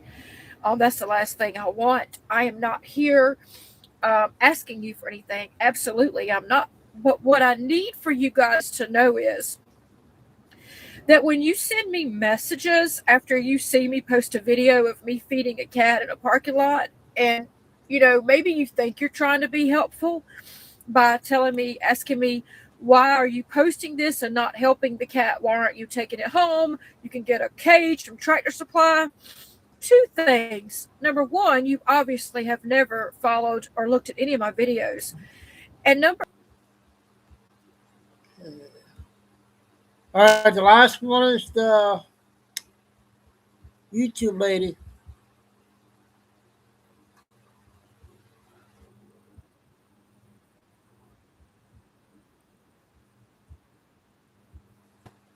It's here. Wayfair's Memorial Day clearance is on now. Right now, you can get up to 70%. Go ahead and turn her on. Can I text her quick?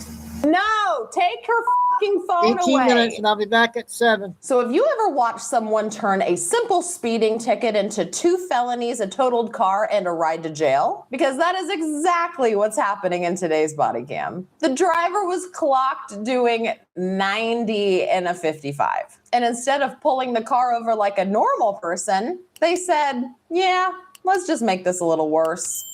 An officer with the Rock County Sheriff's Office spotted a vehicle traveling 85 miles per hour in a 55. What could have been a simple traffic stop quickly turned into a highly dangerous chase. And you'll never guess who's at the wheel. Oasis, order online.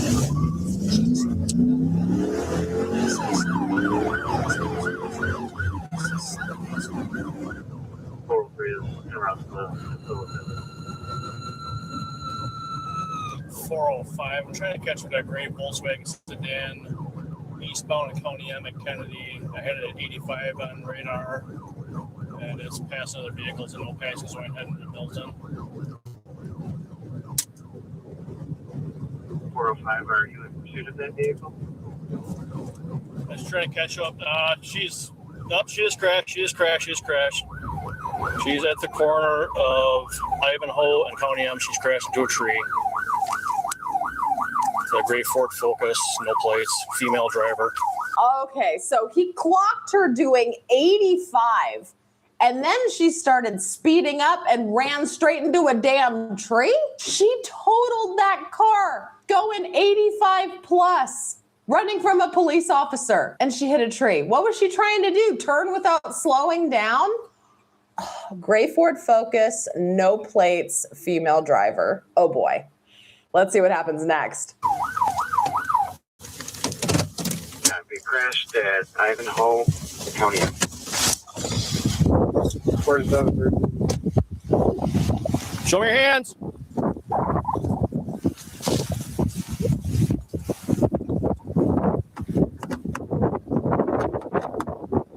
Unlock the door. Unlock the door. 543, I can respond if needed. Yeah, 4 or 5. I take whoever.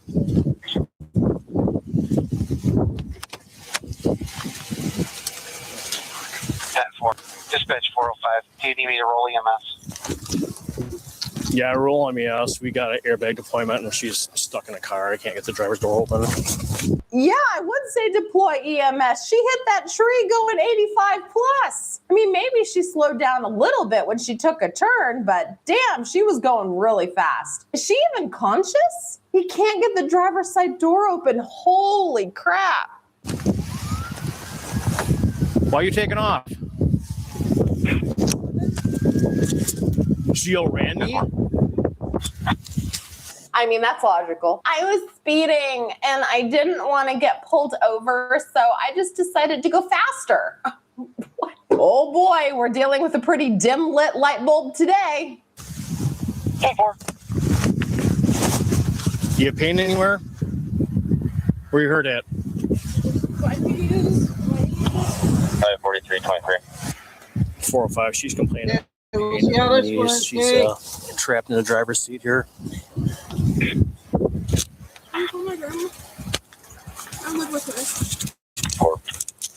What's that?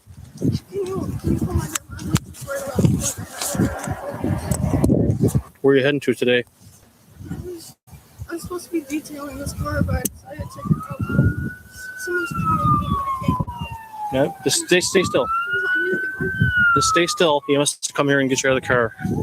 Who's the car belong to? These people, they dropped it off so I could detail it. I'm on my phone. I'm sorry, excuse my language. I'm sorry. Where's Grandma live? Right on the lid. So you're going to Grandma's house trying to outrun me? So when did you see me turn my lights on? Right. Well, I seen it, and then I started slowing down. But then when I started slowing down, you turned me on, so then I So before you passed the motorcycle in the no passing zone, you seen him? Huh? I can't hear you. Stop worrying about your damn phone and worry about what kind of deep shit you're in. Oh my God, the logic. Okay, obviously she's young, right? Obviously she's very, very young. She made a very, very stupid call. Why was she going so fast, first of all? And then why did she think she should try to outrun a cop? Really? It's not even your car. It's a car. Wait a minute. Why is there no plates on this car? So apparently someone gave her the car to detail it, but there's no plates on it? What, does she have her own like detailing business? I mean, I know that there's people that do that just as like a side hustle, just like people that are really good at detailing cars, or maybe they do odd jobs for people or whatever. They're kind of not necessarily a jack of all trades, but they just do little random things for people, you know, just to earn some extra money. She's supposed to be detailing this car for somebody. Where are the plates? Why would you take the plates off of a car that you're just detailing for somebody? I think there's more to the story. 10-4. She's trapped in there. 10-4.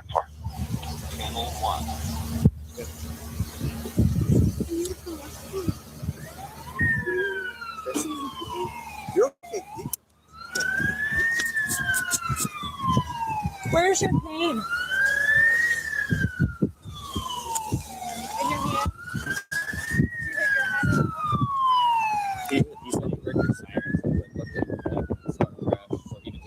I got her on radar doing 87 at between Newville and the train tracks down there and them. So I just spun around and else she sped up and took off.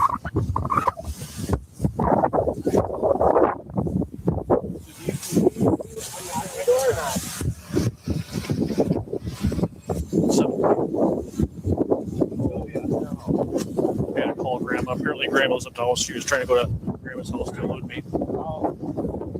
The driver hit the tree at such force that the fire department had to use a hydraulic rescue tool, known colloquially as the jaws of life, to pry the driver's side door open. Once she was safely extricated from the twisted wreckage and checked over by EMS, the officer conducted his investigation. But the driver had other plans in mind. All right, we're going to talk now. Need anything else? No, it sounds like Sean's on the way here, and then she got a hold of Grandma. Grandma's on her way down. Okay. Grandma like, goes up the street. Yeah, I knocked on dispatch 404. It's confirmed. It should be waiting for you at the jail. Can you give us a room? 10-4, thank you. This Memorial Day, who will you honor? Memberships are on sale now, so start your journey today.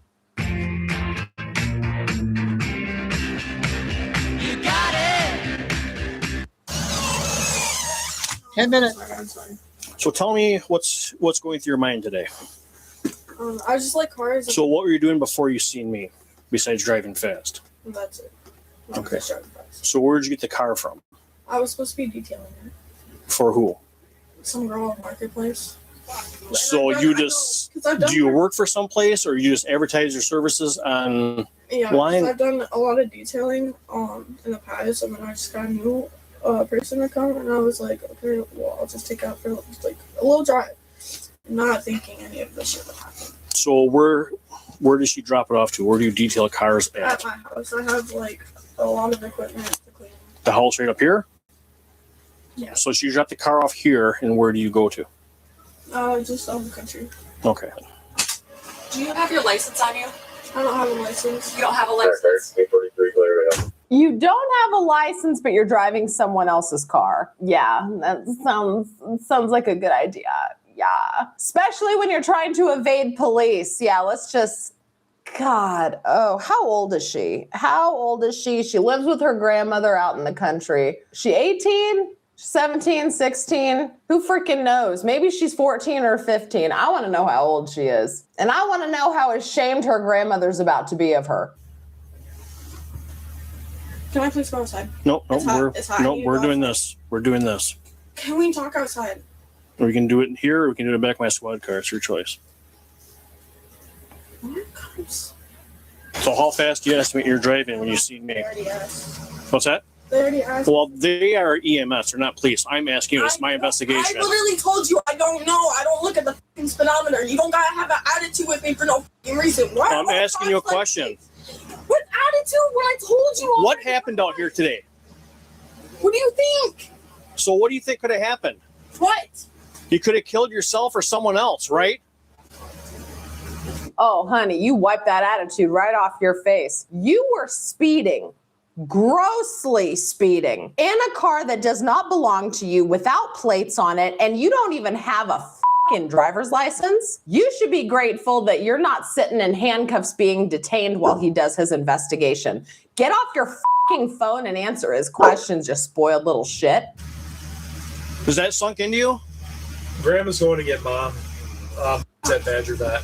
So let's start answering some questions and drop the attitude. Ben, you started attitude with me before. So how fast were you going? I told you I don't know. Okay, so then why did you take off running? Because I knew I was going faster than the speed limit, but I don't know how fast I was going. So do you think it was a good idea to try and outrun the police? I would not. I hesitate. I don't know what to do. Okay. So do you remember what happened after you see my lights, what you did? What? And what else? What? Do you remember passing the motorcycle on the backside of the hill going up the double yellow and no passing zone?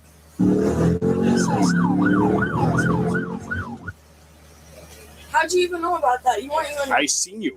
I was right there. I did that before I seen you. Then you weren't paying attention, baby. He already had his sirens on. And we know this because we see the dash cam video. She really isn't the sharpest tool in the shed, is she? So where did you first see me at? Because I seen you, I guess, before you see me. So what was your train of thought? You're trying to get back to your house thinking I would just see you go there or what? I don't know. Grandma showed up. Grandma said that mom is at Badger Vet.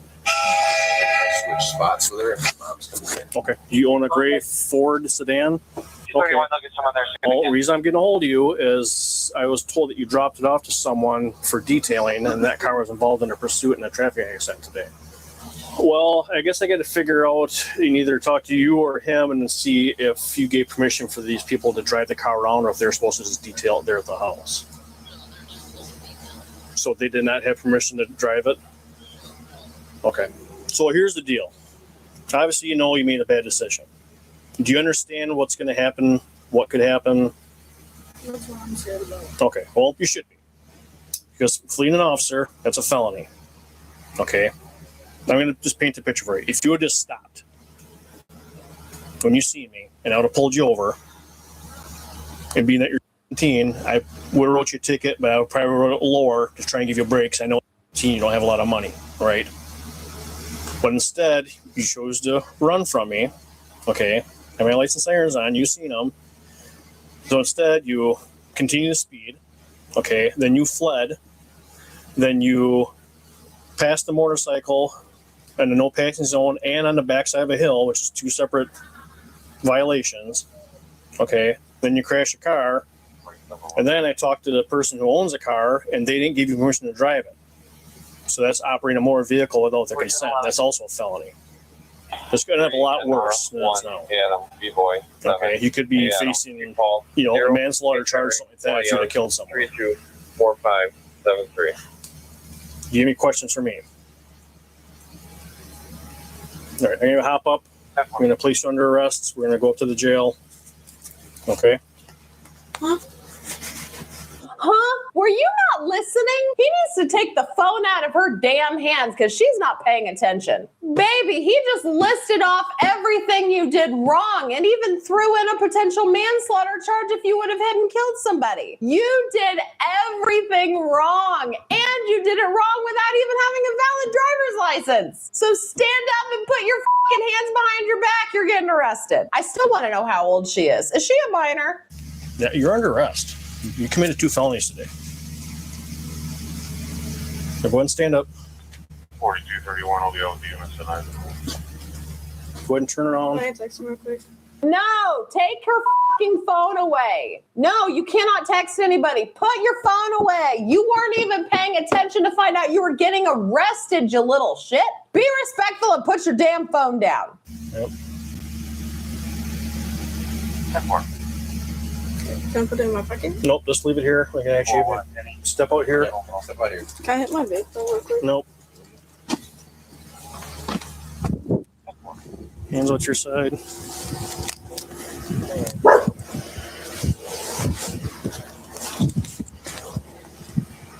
All right, you gonna cooperate with me? Yes. All right, so I'll put your handcuffs in front.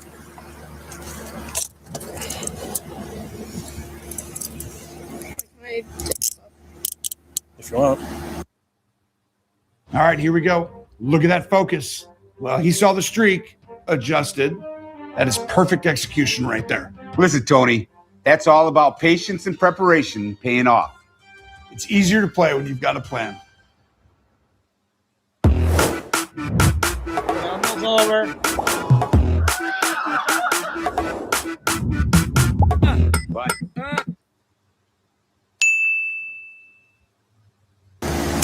Sorry. Oh, the irony. My allergies have got me bad, you guys. I don't know if you've been able to tell in the last few videos, but I'm not all here. I'm trying, though. I'm trying to commit to my daily uploads. But it hurts to laugh, but damn, I want to laugh. She's got a freaking speedometer tattoo. I mean, she's got a lot of tattoos and piercings.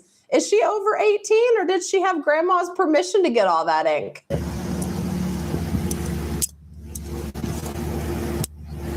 Back. All right. Now put your phone and your lighter in the car with me. Actually, the lighter and throw in the car, because if I take it to the jail, the lighter, let's throw in the car. I'll give it to your mom when she gets here, because if I take it to the jail, they're just going to throw it away. All right. All right. You want to have a seat? Let's just add a theft charge. You're stealing shit out of these people's car too. I don't need the lighter. I just found it in the car, actually. Yeah, let's admit to taking someone else's property too. Let's just stack that charge on as well. I mean, no big deal, right? There for me. The suspect was charged with 2 felonies, fleeing an officer and operating a vehicle without consent. She was also charged with misdemeanor reckless driving. She pled guilty to fleeing an officer in exchange for the dismissal of the other 2 charges. She was ordered 18 months of probation and assessed restitution fines of $5,000. Oh. Upon successful completion of probation, she will be eligible to have these charges expunged. Was she trying to turn on Ivan? Yeah, because she lives up here with Grandma. At 87 miles an hour? Yeah. In a Ford Focus. Yeah. I know, it's shocking. Freaking Ford Focus can go that fast? That's She's all got to be blame 18 or on that 19. one. I mean, she has to be 18 or 19. I would find it hard to believe if she was a minor, but dang, I wanted to know how old she was. That was a lot of... Yep, 18 months, that was it. All right, guys, I'll take a break, get some something to eat here, and gear up for tonight's show. See what tonight brings. I wanted to have that hour video, but I don't think I'm going to be able to play those hour videos. There's so many other short videos to play. Tim. So, glad we got a good show in. We got crappy weather here in Michigan, so not much going on. Thanks, Bods. Okay, fine, go. Lucy, Tim, and Carol must have been busy today. So God bless everybody. Love all. Remember, please hit the like. And never keep the faith. Stay safe. Stay strong. Keep faith. Oh, boy. Never give up. Signing off. Chico News for show number 1. And be back at 7. See you soon. Oh, no, I meant Carol, Lucy. I meant Carol. Yep, 7. All right, we'll see you in a little bit.